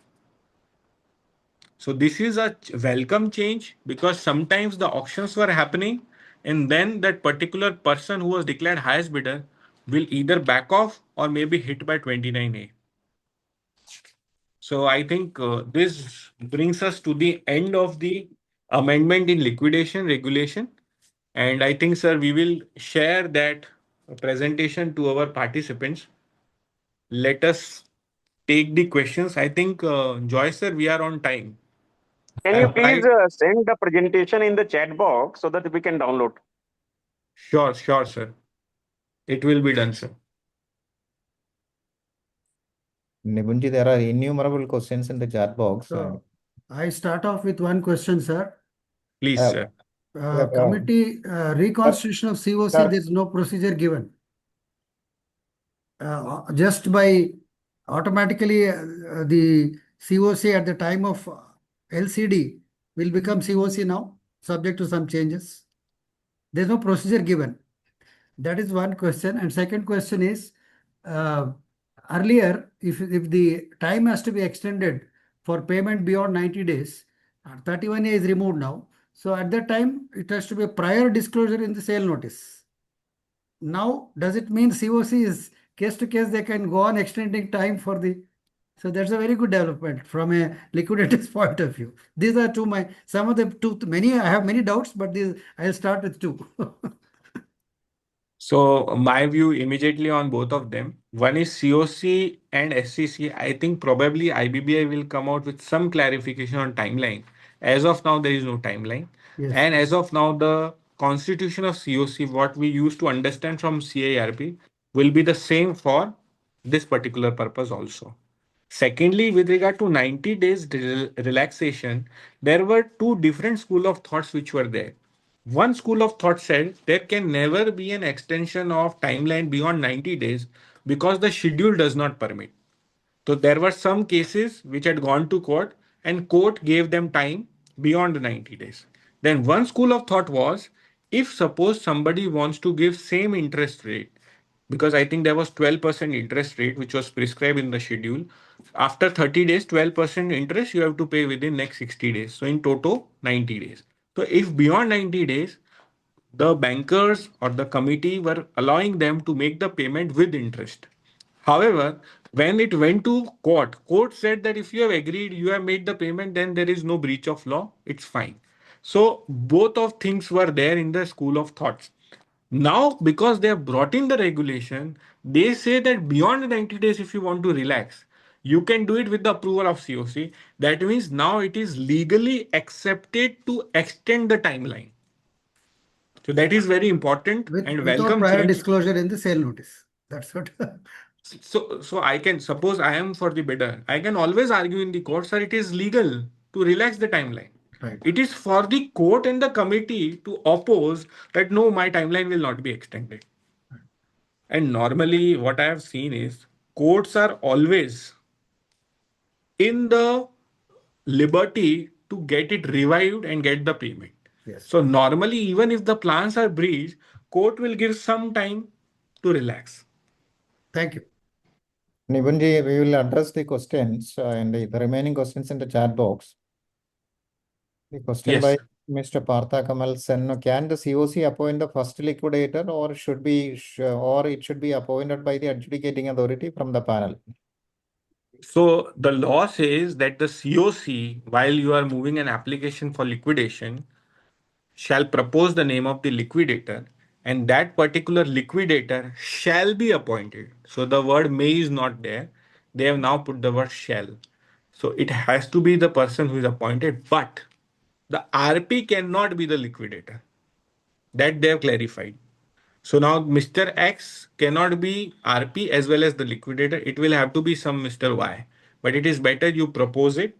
Even if you don't propose and court appoint somebody, you can always remove that particular person and appoint your person. So basically now the power is with the COC. So the fees also should be suggested. Now the fee part is, and very interestingly, they say that it can be decided by the COC. They do not say that it has to be mandatorily done. The only point in the regulation is that liquidation cost, but the remuneration can always be negotiated and decided with the liquidator. By default, we know that regulation 4 is there. They have increased some percentage of that slab. It has been that 1.88 is now 2 and something. So that percentage is little bit increased, but it is ultimately a negotiation with the COC. Can I ask a question? Hello? I'm Partha Sen. Can I ask Sir, a question? once a Hello? liquidator is Yeah. appointed by the NCLT. Please allow us to complete the questions in the chat box. Then we will address it if that is okay with you. So the next part of the question by the same person, it is, now, can the interest up to the liquidation commencement date, how the interest up to the LCD will be incorporated? So as of now, sir, the regulations are silent. And in fact, I would say conversely, the regulations are now giving a reference only to insolvency commencement date, not to the liquidation commencement date. So according to me, since they have reduced the timeline of liquidation, I don't think so that they would now require this particular amount of CIRP process cost to get embedded in the claim of that particular creditor. So I think the concept is not to have further claims or increasing the claim in case a company is under liquidation. So the next question, it is by Mr. Ramesh. Sir, this question is already cleared since 31A 1H is no more applicable. This is already discussed, or? Yeah. Oh, Discuss. okay. Then Mr. Srinivas Manta. Sir, in my case, a single FC with a 100% voting share in COC. As liquidator, I rejected his claim saying no legally binding contract or agreement is there. You can appeal to NCLT under section 4. How to download? Hello, Nipun. Yes, sir, I am listening, sir. Somebody else's mic is on. Okay. So you can appeal to NCLT under section 40 subsection 2 in 2023. They did not appeal in NCLT, instead gone to NCLAT, Chennai on PFA transactions. Am I to call COC? I rejected as illegal as legal now, sir, since law allowed, sir. Can amendment in law makes the black and white? If you are able to assimilate it, please answer it. No, sir, I am also not able to assimilate it. Probably we can ask Mr. Matta only to explain what he wants to ask. Till that, we can take other questions. Sir, I have rejected the claim, sir. Yeah, tell me, sir, please. Yes, sir, please. Good evening, sir. Singhvi ji. Yes, sir. Sir, I have rejected the financial creditors claim, sir. Okay. He is 100% vote. He has having 100% voting power, single person. Okay. I have rejected saying that you can appeal to NCLT under section 42. Okay. They have neither appealed my rejection of appeal, and some preferred transactions are there. It is in NCLAT is still going on, sir. That one. So you have rejected a claim of a financial creditor. Yes, sir. During With CIRP or 100% during voting liquidation, power. sir? During Others are CIRP. only operational creditors, sir. Central government departments dues only, sir. No, sir. I am asking you whether you have rejected during liquidation or during CIRP. During liquidation, sir. During liquidation. Okay. So they could have As a filed an appeal liquidator, I under have section rejected, 42. You have written here section 40 subsection 2. I could not yes, understand. sir. Yes, sir. I have verified claims under 42 and said to them 42 you can appeal to NCLT volcano. Okay. Correct. So, sir, in your question, you have written 40 subsection 2. Okay, sir. That's wrongly I have typed it, sir. Wrong. 42 I have given. They have not approached the NCLT. Okay. Okay, sir. Almost 3 years over, sir, now. Shall I have to bring them as a COC, sir, now? My question. Why in COC if you have rejected the claim? Because then it no is legally binding contract is there, just like that it is accepted. So why are you discussing it? If It you is have a already shell company, rejected, sir. What, sir? I am saying, sir, if you have already rejected, they have Yes, gone sir. against you in appeal. Let the court decide, no? Okay, sir. My question is, I need not bring COC now, sir. Okay. No, sir, you Because can bring law in has COC, changed. na. According to him, his claim is FC. According to you, he is not an FC, correct? Yes, sir. Yes, sir. So in the absence of FC, how did you conduct the meetings? You must have made Operational creditors are there, sir. Correct. So that COC will only continue of Okay, OCs. sir. Simple. Okay, sir. Okay, sir. Thank you, sir. Welcome, sir. I think next question we can take, Joy, sir. Will the changed timeline in Regulation 21A apply to a case where liquidation order is passed before amendment? So wherever this new amendment is applicable, it is written. You will have to check each amendment. So by and large, all the amendments are applicable. So I think there will be not much of a issue with regard to timeline, because now they have squeezed the timeline from 1 year to 6 months. So as such, broadly, all the timelines are squeezed. So you can either ask me a specific question with regard to claim verification or constitution or something like that. Otherwise, whatever is going on will have to be completed as per the timeline applicable. So if your liquidation is before the amendment, you have 1 year. If your liquidation is after the amendment, you have 180 days only. Next question by Mr. Sandeep Kothari. Please discuss on the new amendments relating to dissolution during CRP. Yes, so I intentionally skipped this because it's a very cosmetic change. They say that if there is no asset available in the company, during CIARP also you can pass a resolution for taking the company directly into dissolution. So a resolution to dissolution directly during CIRP. Now this is something which says has to be justified that there are no tangible assets and the committee is agreeable to go for dissolution because according to them there is no asset in the company.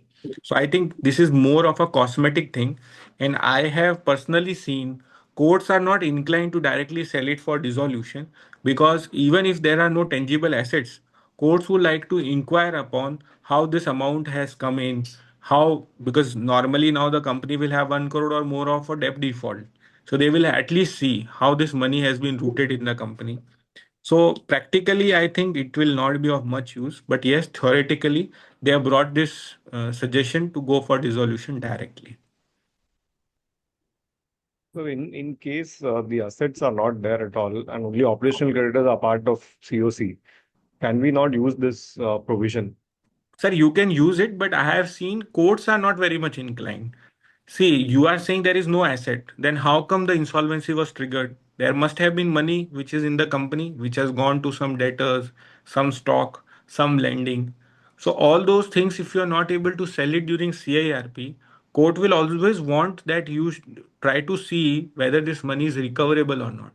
So theoretically, provision is there, but practically, my view is it will not be triggered very easily by the courts.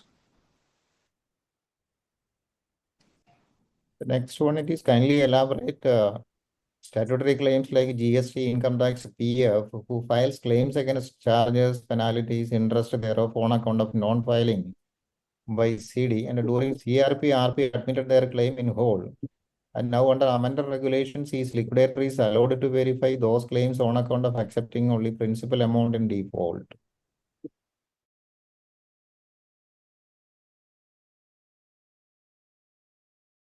Only of the statutory bodies only, like PF, Income Tax Department, CGST, and all. Correct. Only these people are in the COC, and Correct. they are limited themselves for taking any decision. So then you will have to move to the court only. If they are agreeing to a particular decision, you have to move to the court. I gave you one example of Raghuvanshi Industries. You read that particular order, there was state tax which was having 95% voting rights.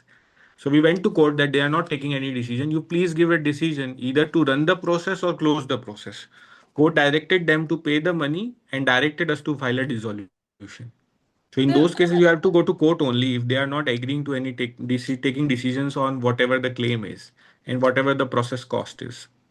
Sir, one more thing. जैसे liquidation value, realizable value, whatever is determined during the CIRP as per the valuation reports, and the statutory dues are nothing only but charges and penalties for non-filing and all. Can that become the CIRP claim against the CD? I mean, then is the claim of the statutory dues can be considered for charges and penalties only? Ma'am, this has to be discussed on a case-to-case basis. I cannot give you one-liner answer whether you can accept interest, penalty, or damages because it depends on the crystallization of that particular amount. If that is challengeable in the court of law, probably you will not admit that component. Otherwise, you will admit that component. And it is different for different laws. There are some judgment with regard to PF, where courts have held you need not admit the damages, you need not adjudicate the interest. So again, it will be on a case-to-case basis. But just to answer your query, I have already answered. If they are not cooperating, you will have to go to court. So Joyce, Yeah. Next question by Mr. Krishna Kumar sir. Is any solution to finalize the CRP within the time frame under IBC 2016? As I am facing issue with the FEL CRP, which is going on since February 2023, and no hope to finalize it around 2,164 FD holders. Creditors are facing bigger problem as there is no hope for them. And in the CRP process, IRP and financial banks is loser by delay in CRP finalization. No, basically this is the delay in CRP. So I think Krishna Kumarji, you will have to speak to me on one-to-one basis. What is the issue? Why it is getting delayed? Is there any possibility to give a solution? Because what I understand is if there is a category of financial creditors, it becomes a class. And that class has to be represented by some authorized representative. So you can apply that logic and get this matter closed. But again, until I understand the complete matter and the facts, I'll not be able to give you a one-liner answer. You can contact me. I'll just share in fact, in my PPT, my mobile number is there. You can contact me one-on-one. Sir, regarding, I have got one doubt. One more question, sir. Venkatji, one more question is there. Let us close that and then we will take one-to-one. Okay. On similar lines by Advocate Rashid, on similar lines, will the Form G requirement under Regulation 21A be applicable to cases where the liquidation order is passed before the amendment? I think this was already answered. Yes, sir, it was answered, sir. So I think then we can close the questions. Are there more questions? No, I think rest of the questions we have taken. Hello. I wanted to ask one question in lines of Regulation 21A. So the timelines have now changed to 7 days for a secured creditor to intimate whether they want to relinquish or realize the security. Let's say Correct. my liquidation order was passed in May Hmm. 15th. So how will that timeline will apply in my case? So you go by the amendment from that particular date if your amendment is getting hit. So the new amendment says within 7 days you have to intimate to the liquidator. Correct. But And the the amendment came on which date? June 2nd. So can it apply to your case? So that won't apply. Another question was sub-regulation 2 of the same regulation also has now reduced the timeline from 180 days to 45 and from 90 to 45, 180 to 90 days. Correct. How will that apply? So if you are in the previous to amendment regime, the regulations will apply unamended. If you are getting hit by post amendment, then only these new regulations will apply. That's the basic rule of interpretation. So you will have to go by that only 180 days and 90 days only. You will not have the benefit of 90 and 45. Amendment by 2019, sir. After Yes, Shall I I, think. Mr. Yes, Venkat. Yeah. Rajuji, we can Sir, take your question, sir. Yes. We can take this Sir, last now, question. yes. As per new regulations, sir, there won't be any SCCs. All SCCs should be rechristened as COC. Correct, sir. Even the earlier ones also, because my assignment started commenced 2 years before. We are still continuing and connecting SCC only. Now I have to rechristen as COC. Yes, sir. That is what we discussed, sir. Section 21, subsection 11, explanation, clause B. Okay. 21 Very clear. Okay. Thank you. Nipun, there are 2-3 questions which are already there in the chat box. Yes, sir. Appointment of liquidator by NCLT. What are the grounds for appointment of liquidator by COC in liquidation? After appointment of liquidator by NCLT. What are the grounds? You can change. There is no ground required. You can change him. As per the regulation now, COC can change the liquidator. In the present liquidation, in case of difference of opinion between the COC and the liquidator, what liquidator can do? Now, this depends on what is the difference of opinion. Now, suppose the difference of opinion is, let's say, in one of the case, one of the financial creditor in the COC, erstwhile SCC, said, you don't sell this particular asset, I want to take it under 52. He had or she had missed the timeline. Other creditor said, no, you please put it on auction. Now, liquidator kept that particular asset on auction. IBBI took an action and held him to be under professional misconduct and said, if there was a difference of opinion, you should have gone to NCLT to take directions. So then my suggestion to you is, please, if there is a difference of opinion between two members of the COC or the SCC, please go to NCLT and take directions before proceeding ahead with selling of any particular asset. Sir, my question on that point, on this point, is the purpose of giving the voting right of 66% get defeated. Na? Because if we go to the again to the judicial process, it only delays the time. Very well, sir. And IBBI is happy, sir. IBBI is happy you delayed. No problem. But don't take a stand favoring one of the creditors. That is what the view is. That view is I absolutely understood, and it is the fair point. Issue that I am raising is the moment there are two creditors having difference of opinion without the necessary numbers, that is 66%, well, the voting fails. Therefore, we put it to the vote and take the matter, because if we again go back, one of the perception, the problems of IBC itself is the timelines are getting delayed. Each delay means value erosion for the enterprise. No. There are three things. One is, in case of liquidation, there is no value erosion of the enterprise. It is only with regard to specific asset. Second example I gave you was when a particular asset is having a specific charge of a particular creditor. The problem when it comes in liquidation is one of the creditor wants to take it outside the IBC process. One of the creditor wants to sell it and have some pie in that particular cake. So in this particular situation, it is always better to take a direction from the NCLT, because if you try to favor any of the creditor in the SCC, it is going to be held against you.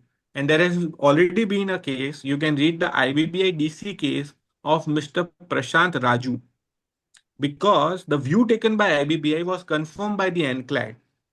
However, the NCLT concurred with the view of the liquidator, but NCLAT reversed it, saying that what IBBI says is correct. You please go to the IBBI, you please go to the NCLT, take a direction. So my view is, please don't get into this professional misconduct arena. Try to go to NCLT and take a direction. Please don't get yourself sandwiched between two creditors fighting for a particular asset. I think it's a well reasoned out order, sir. Whatever you are submitting, I completely agree. Yes, that again need to be brought to the notice of IBBA, that if you issue this kind of a professional misconduct, nobody will take decision. Again, the issue is, even in liquidation, quicker the money you realize for your creditor, the better the opportunity for redeployment. No, that's the legal financial prudence principle that we must press before them, sir. Thank you. Thank you. It was a well articulated, sir. Thank you. I have a doubt. With respect to, I have a doubt on Mr. liquidation. Prabhu, just to add, in these type of cases, sometimes NCLT states that you take your own professional judgment and take the decision. Why you are coming to us for the commercial decision? Sometimes it happens. Sir, I am giving you the relevant case law to cite before the court, so that you don't take a decision which ultimately becomes a misconduct. So therefore, I have given you this. Definitely, that's the dilemma before us as an IP. So that is our job, sir. Come to us, sir. We will get you good orders. Can I ask a question? Can I ask a question? Sir, let us complete the questions in the chat box. 2-3 questions, and then you can. Sorry. Mr. Prabhu is asking whether the settlement proposal, a higher offer by the suspended management, can be considered by the COC after the approval of the resolution plan by the COC. And whose resolution plan? Suspended management. Can you get answer? No, please. So if Prabhuji's view is that a plan is already approved by COC and put before the NCLT, then probably NCLT will not permit a change of heart and mind by the COC. So normally this is not permitted once the plan is approved by the COC. If suppose that CIRP time period is still pending and it has not gone before NCLT, yes, COC can approve a better offer. There are some precedents also. If you see this torrent order of Honorable Apex Court, it was permitted that even a higher bid after the plan was approved of a bidder was approved by the COC and that by the NCLT and then confirmed by the Supreme Court. But if you see the recent verdict, again it is pending in Supreme Court, that was this Adani versus Vedanta. The view taken by the courts was once the plan is approved by the COC, once the plan is approved by the NCLT, you cannot come and negotiate for a higher bid. In fact, that was a third party. So Vedanta was a third party. So again, this is very subjective. If the process is there, liberty is there to renegotiate. COC can do it. But if the time period is not there, you can't do it because then IBBI Singapore judgment comes in your way. So next question, it is going back to the regulation 21A by Advocate Neil. The regulation now says that within 7 days, secured creditor should intimate about his decision. Let us say the liquidation order was passed on 15th May. The 7-day timeline cannot be followed. What timeline should be followed in this case? Moreover, the payment under sub-regulation 2 should now be made within 45 and 90 days. So please share your views on the same. So if you understand correctly, the regulation 21A, she's saying that, okay, he's saying that you should intimate your decision. Yes. If you do not intimate, then it is assumed to be part of liquidation estate. Now, further the question says liquidation order was passed in 15th May.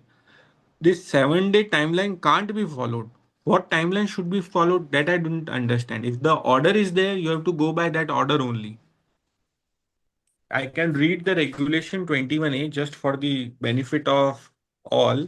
A secured creditor within 14 days shall inform the liquidator of its decision to relinquish its security interest to the liquidation estate or realize its security interest as the case may be, provided that if he does not intimate within 14 days, it will be deemed to be relinquished to the liquidation estate. So you have 14 days time basically. I'm still not getting from where this 7 days time has come up. Maybe if Advocate Neil is online, we can ask him. Otherwise, we can just go by the regulation 21A. Sir, while we are on this regulation, I had a similar question because Regulation 44 now reduces the complete liquidation timeline to 180 days. And there is a specific explanation written over here that this will be applicable only 2026 onwards. However, Correct. under 21A, where they have slashed the timelines again, Yes. here it says this will be applicable 2019 onwards. So let's take up this case only. If the No. liquidation. Sorry. You are misunderstanding. The explanation says regulations. So it will apply to the liquidation process commencing after the regulation. So this is not 2026 explanation. This is 2022 explanation. Please see the amendment date. This Okay. particular timeline of 30 days to 14 days, 90 days to 45 days, and 180 days to 90 days, this is all applicable from 2nd June onwards. Correct. That explanation is not applicable. That explanation was in 2022 for the amendment which was brought in 22. Okay. So the timelines will only be applicable June onwards. Yes, And so absolutely. under the same regulation 21A, there is a requirement where the creditor, if they want to relinquish or realize their security interest, they will have to notify the liquidator as per a format. So this new Form G, which has come as a format, Yes, sir. do you think that will also be applicable 2026 onwards or will it be Yes. 26 onwards? 26 onwards. So whatever amendments have come will be applicable from that date only until Okay. otherwise specified. So for retrospective application of any amendment, It has to be clarified that it is a retrospective amendment. Otherwise, every amendment is prospective.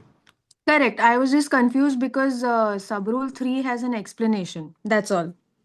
No So problem. You please suppose a buy the book liquidation with order. some, footnotes are there. In footnote, you will get the year. So it will be clear. Okay, sir. Thank you. The next Suppose one, a section liquidation 10. order was passed on 15th of May 2016. So which timeline will apply? Whether the old timeline or new timeline? Sir, again, I am Or clarifying, sir. 30th Sir, May. please read the amendment effective date. Suppose you are asking about 21A. 21A is amended on 1st June 26. Correct? So amendment will apply to 1st June 26 post orders. So if your order is passed on 1st June, 2nd June, then only it will apply, not to your May order. Correct, sir? Right. Okay. Section 10 application filed, which was in BIFR earlier, so the promoters gave the plan. This was approved, but the plan failed, liquidation initiated. Now the promoter is claiming for A, money spent in BIFR process, CRP period where he had paid some monies to the FCs. There is no claim filed by the promoters in liquidation process for the above amounts. Now, can the liquidator take shelter of the change in the reference date for the claim from LCD to the CRP commencement date?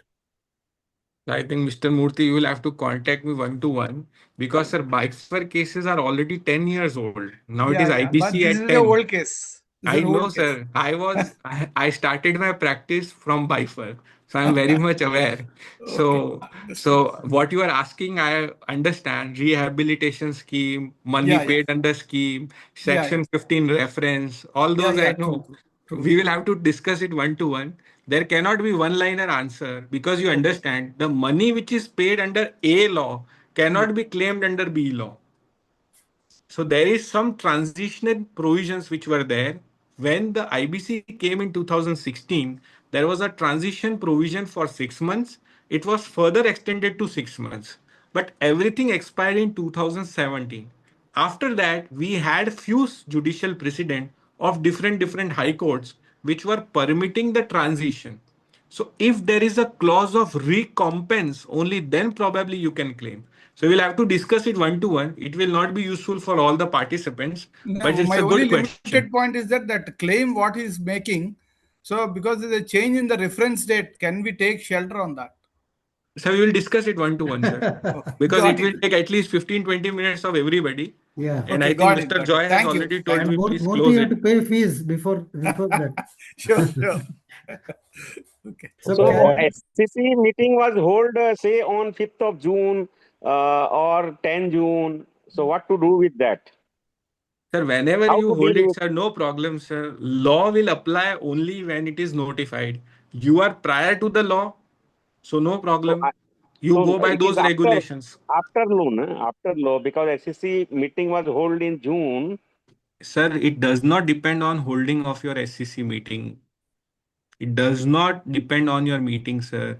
It will depend upon what is your case. Please tell me. 21A you want to ask?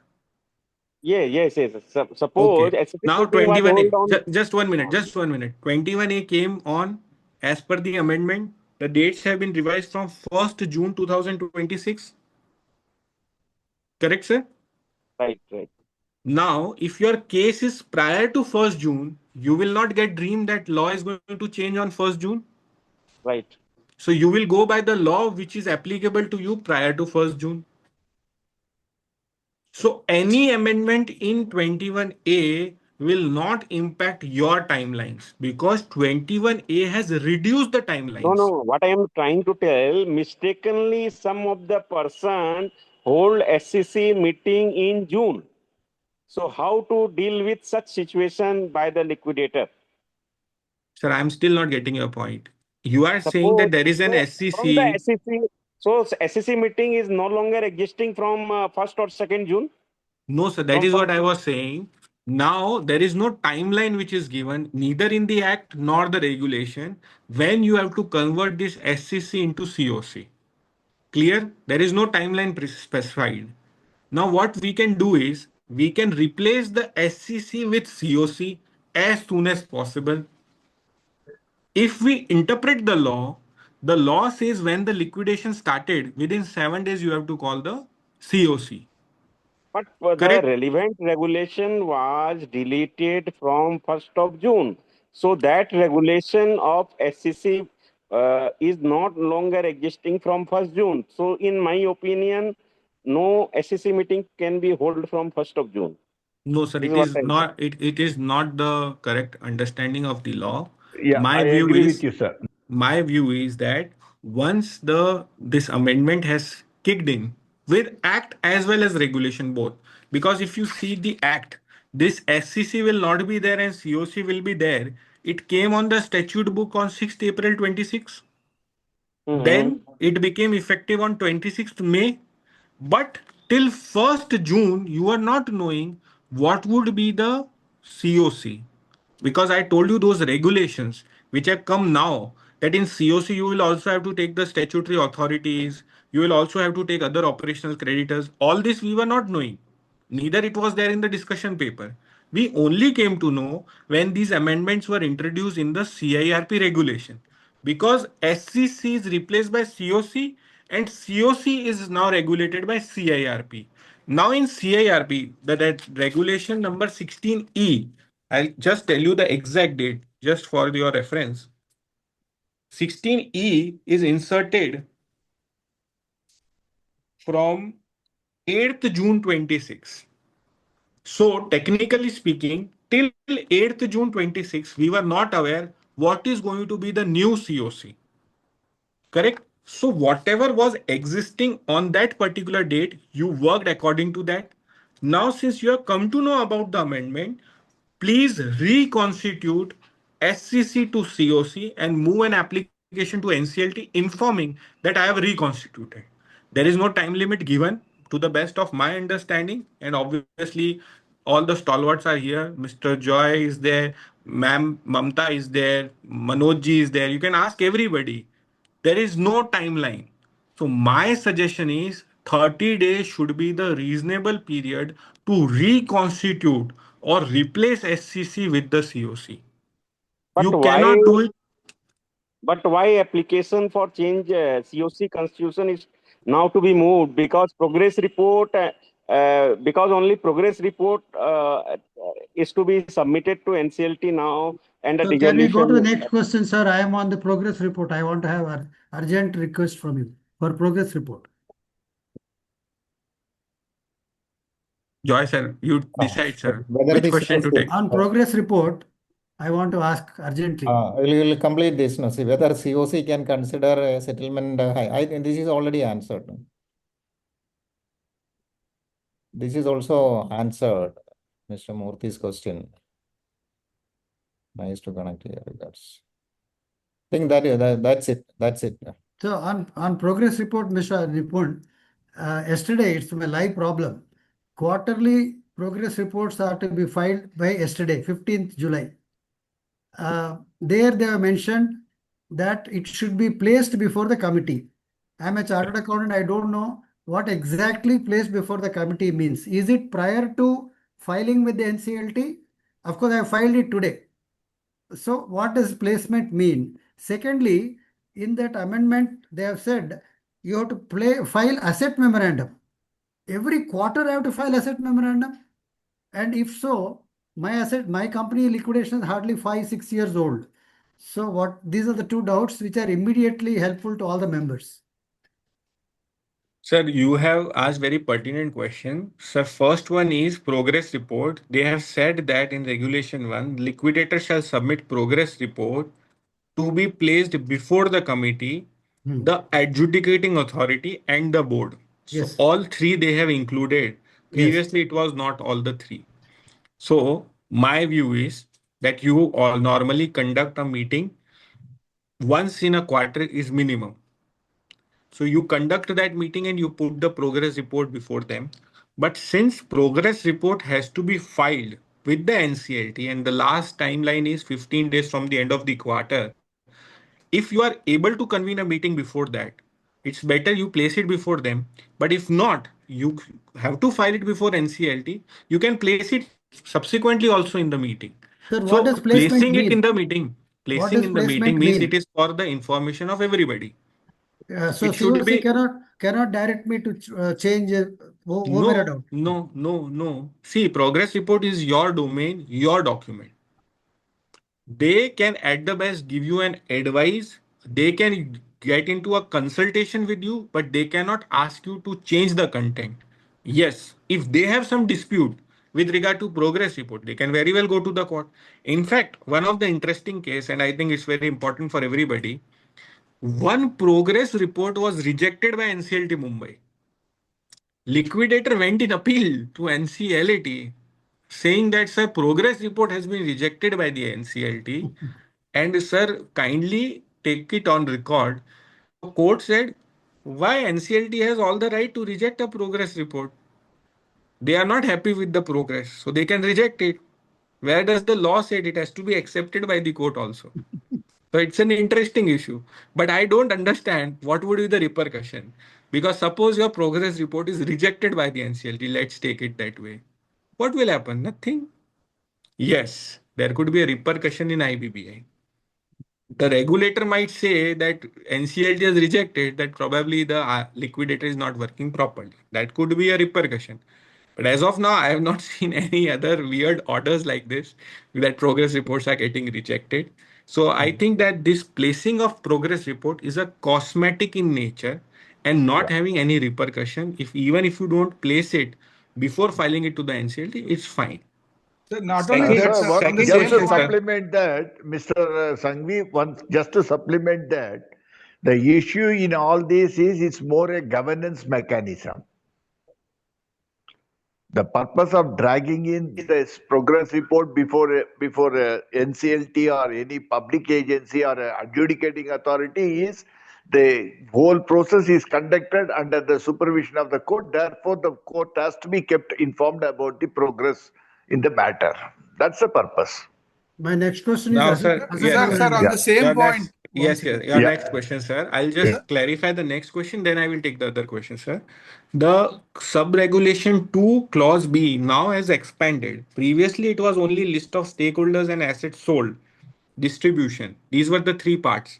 Now they have added it, minutes of the meeting, asset memorandum, sale report.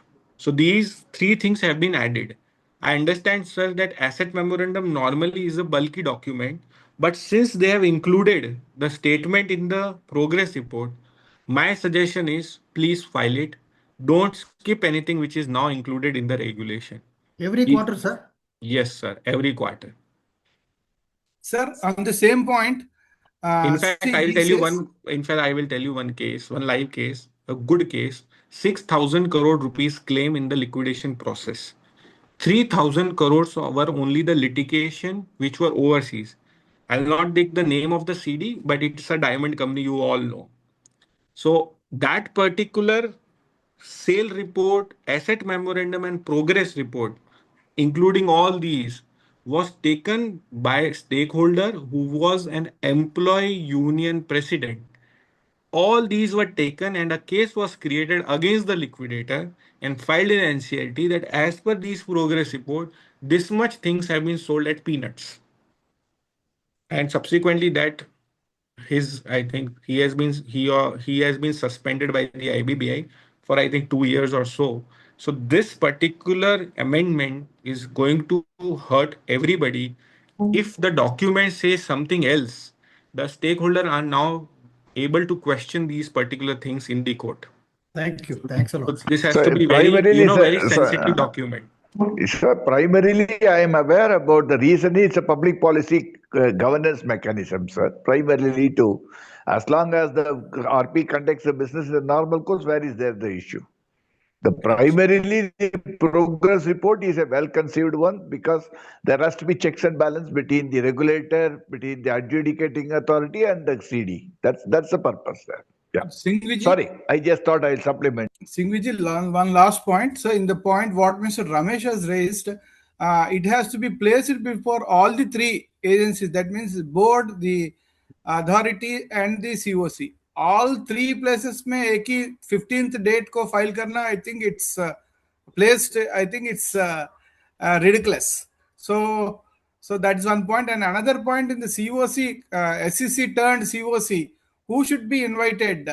Is it the old COC team or is it a different connotation here? Sir, everything, wherever the word SEC was there, now it is committee. So you have to live with now the COC only. Forget about the old SEC. Just like live with your wife, forget about old relations. That's on a No, but lighter who should side. be invited? Who should be invited into the meetings? Sir, the day Same. amendment has come in and you have reconstituted, now from the day you have reconstituted, it will be COC only. Only and only. So the invitees of the earlier COCs will continue to be invited here. Sir, please do not call the old members in the new COC because this new COC is made with an intention to put everything on vote and all the benefits are going to go to this COC only. The logic for deleting the members in the SCC was that they were not taking any decision, liquidation process were getting halted, and the persons who were contributing to the cost of liquidation, they were not getting the benefits of the process. Therefore, it has been replaced. So don't go to the old regime, continue in the new regime. If somebody has objection, he will go to court. Don't worry. The regulator is of the view you have to take it into consideration only COC. Forget about the SEC. Sir, So, I want to add one more to the benefit of the members. In the amendment of liquidation, now after the money is received fully and as per Schedule 1, 13, and the sale is deemed to have completed, you have to go back to the COC for approval of the execution of sale deed or sale certificate. It's a very ridiculous thing because they got their money. So that is a new thing. I think if you see subsection 13 of Schedule 1, it's for the benefit of the members, Schedule 1. Thank you, sir. so only participants will conclude now. See, it's already 6:45. We thought of concluding by within 2 hours. So they are saying approval of the COC for executing a Ramesh sale sir, agreement Ramesh or sir, sale deed. Ramesh sir, sorry to interrupt. We need to Sorry. conclude. Our speaker needs rest because, as already told, he is the Messi, and he for finals he need to we must give him a rest. So, in fact, I request Sean to do the concluding remarks and propose the The vote of thanks in PPT may be shared, sir. Yeah, Murthy here, yeah, the it can PPT. be shared. I think it's already shared in the In the chat box. Chat. See, that can be shared. No? See, in fact, today the number of participants it went up to 100. In fact, no, see, we had the limitation of 100. Otherwise, it should have been more than 100. Nibunji is always a crowd puller. Yes, So, yes. Sir, the limit should be 1,000, sir, not 100. see, we will do it for the next meeting. Next time we will make it 10,000, sir. 10,000. So the PPT is not Particularly filed, sir. if Mr. Singhvi is invited. Yeah. Great. Sir, please permit me. We have to have the The vote of thanks. Singhvi Conclude the meeting on time. deserves the appreciation, and he has been the par excellence. All kudos to Mr. Singhvi. Thank you so all. much, sir. Thank you so much for your love and Fully affection. concurring with it, sir. It's Okay. Thank you. Sean, Thank please, you all for an a active lively participation. session. Please conclude and propose. Thank you all for an active participation. We know that our speaker for the day is not an ordinary person, he's a champion speaker. And who is a good speaker? That's a good question. He's not the one who speaks well. He is the one who is able to ignite thoughts in the mind of the audience. That's what today we have seen. People are asking questions. Why? Because he is able to pull up the people in the sense that think what is going to happen, what we have to do in a practical sense. What I really felt is that if Nipun Singhvi sir his team is going to write down all his queries, they can compile a book and publish, and that will be read more than the IBBI regulations. Thank you, sir, once again for dissecting this regulation and throwing more information on how the practical approach we have to do. About the Indian Constitution, it is said that it's a living constitution. It means that it evolves by jurisprudence. Same applies to IBBI. We have a lot of practical issues, and this has to be dealt by dealing with the same. Certain things we don't know, certain things we have doubts, but this can be dealt with. It is not a mission impossible. That's what the message our speaker has conveyed. Thank you, sir. Thank you very, very much. Over to our chairman, Joy, sir. So nothing more to say. In fact, no, today it is an evening feast extended to us. Maybe today is not an exception. Today was not an exception. In fact, normally I remember years back when I spoke to Singhvi, we used to say that the opportunity for the first opportunity we get by reference, but from next onwards it will be by performance. No? So never he has gone back, and see more to come from the anvil. So thank you, Nipunji. Looking forward to meet you personally. Thank you, sir. Thank you so much, Joyce, sir. Thank you, Sean, for inviting me here. Thank you, all the participants, for such a lively discussion. And it is always a pleasure to share thoughts because I get so many points to argue the matter in the court from these discussions. Thank you so much. Thank you, sir. So, Thank you very much. so good night. We have- Good night. Thank you all. I will Thank you. conclude. Those who have not, I request all those who have not downloaded the PPT, please download the same in your system. We are going to conclude the meeting. Thank you. Bye. Thank you. Thank you all. Thank you.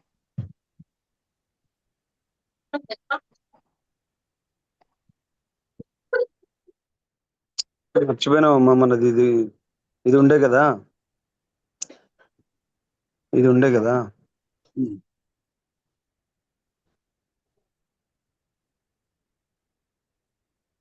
ఎట్లా మా బంద్ చేసేది ఎట్లా अच्छा था బంద్ చేసేది ఎట్లా